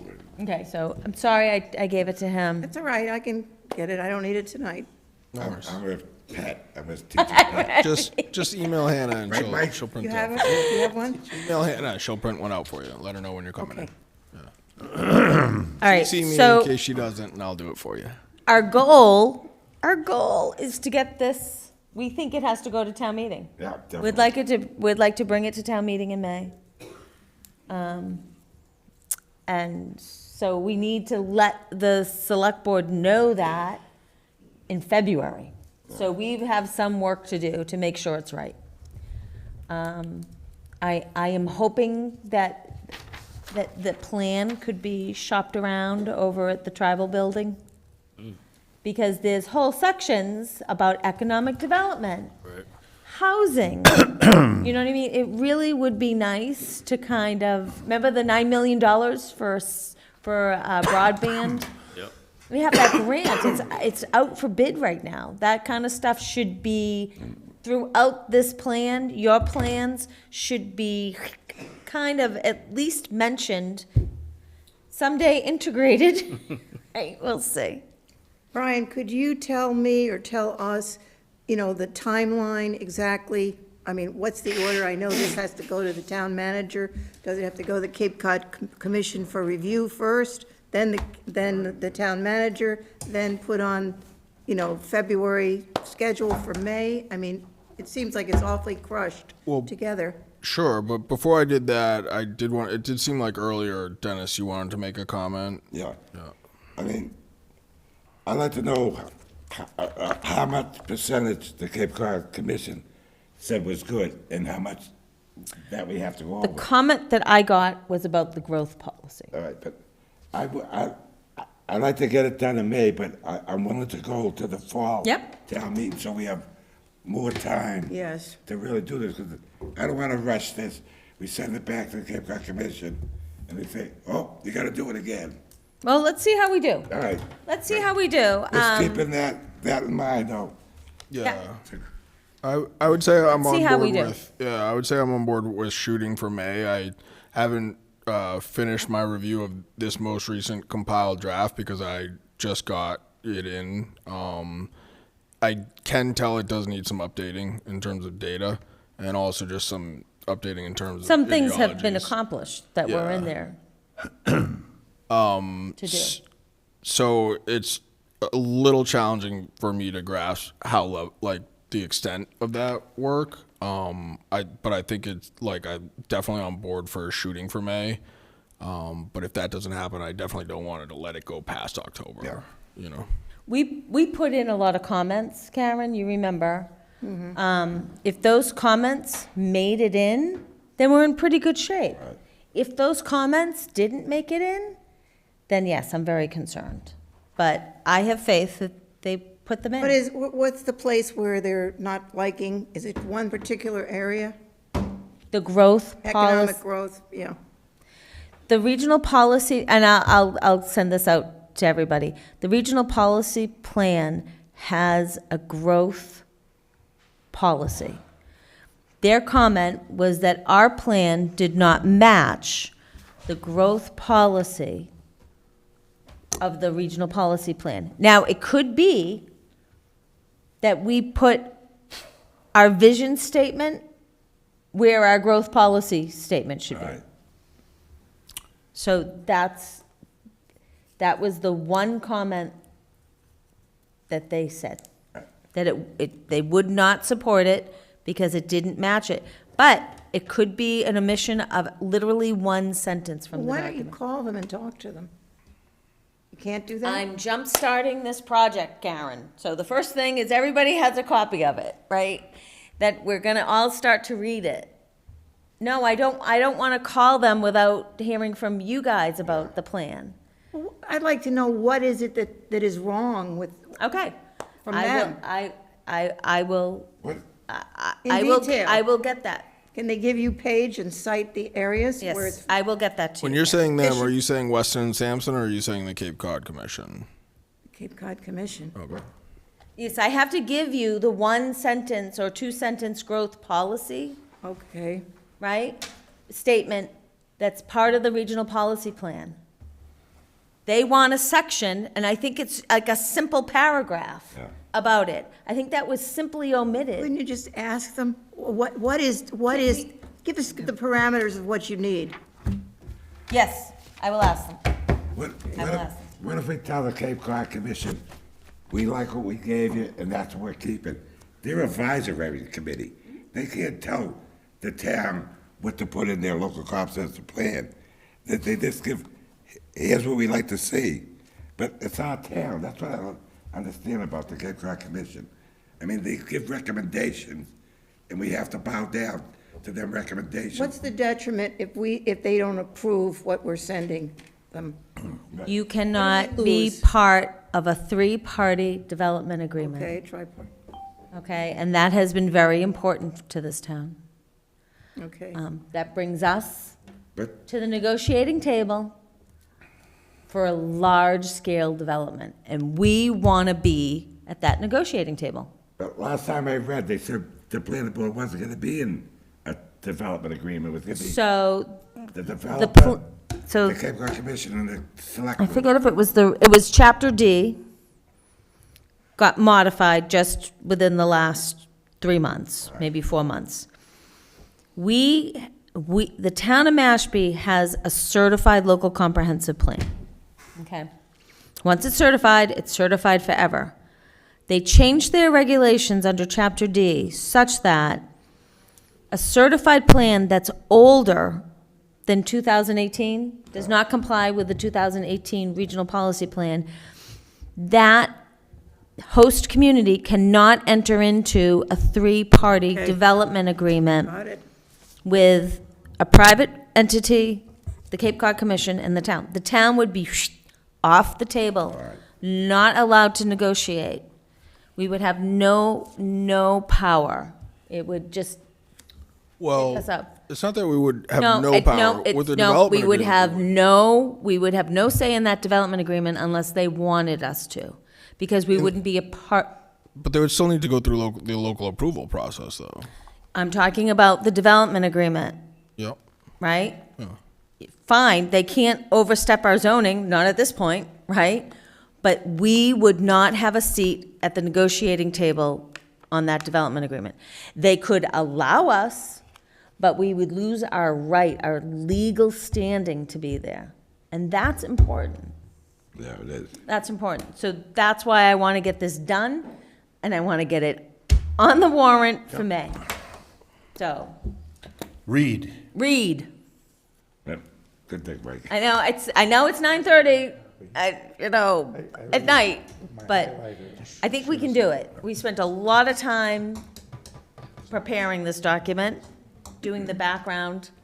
I think we can do it. But like Karen said, Will you give us a clue then, so we know what to look at? yeah, Give us a clue for the Cape Cod maybe Commission. Brian. I shall do that. I apologize that I wasn't prepared for that Well, tonight. that's okay. Okay. I think I did a good job getting it on the agenda and getting at least one copy here to distribute. Okay. So I apologize for that. It's okay. But there was something else I was preparing for. Yeah, no, it's too much. All right, let's move on. Who wants to close this meeting out? Okay. I see the Celtics are winning. Is there anything pressing? Nothing. Town planner report, anything pressing on there? No, I think I pretty much alluded to most of the things on there, and anything else that I did not allude to, I can pick up at the next meeting. All right, Cape Cod Commission, thank you. Yeah, some time ago, we talked about having Ernie Virgilio in, and he's agreed to do that. And given, Dennis, your comments frequently about Cape Cod Commission and its role, and might not be a bad idea. I mean, no urgency, but I'd like to put it out there for whenever you think it's appropriate, Mary. I think let's do a little bit of work on the LCP Yep. And then have them come in. and then have them come in. Fair enough. I think that was an excellent idea. That's it, because then we'll have something to kind of talk about. Charter Review Committee, December 2nd, maybe one of our last meetings. There was some concern that our submission to town meeting of warrant articles actually was the committee's final report. Oh, yeah, people were confused with that. Right? So there was one question that if town council is fine with us letting it stand in the charter, we will probably draft a formal final report listing the things that kind of didn't get resolved and be done. That the changes that the review committee suggested got approved, town meeting accepted them. They'll be on the annual town election ballot in May. All right. So there's one more vote to go on that. Community Preservation Committee, no meeting. Design review? Well, I'm like the Maytag repairman. I kind of always going to design review, and it's nothing happening, no meeting. The meeting was canceled, and they pulled their application, and it was for a T&B Coatings and Custom on Nicoletta's Way to Cerakote and powder coat firearms, tools, laser cutting, and plus, I guess, throwing some toxins in the air. So they pulled it out. I don't know, something happened. So nothing happened. Good. Environmental oversight? I have no report. Okay. Historic District? No report. I have no additional topics. I'd accept a motion to Make a adjourn. motion we Motion to adjourn. adjourn. Second. All in favor, say aye. Aye. Aye. Yay. Aye, aye, aye, aye.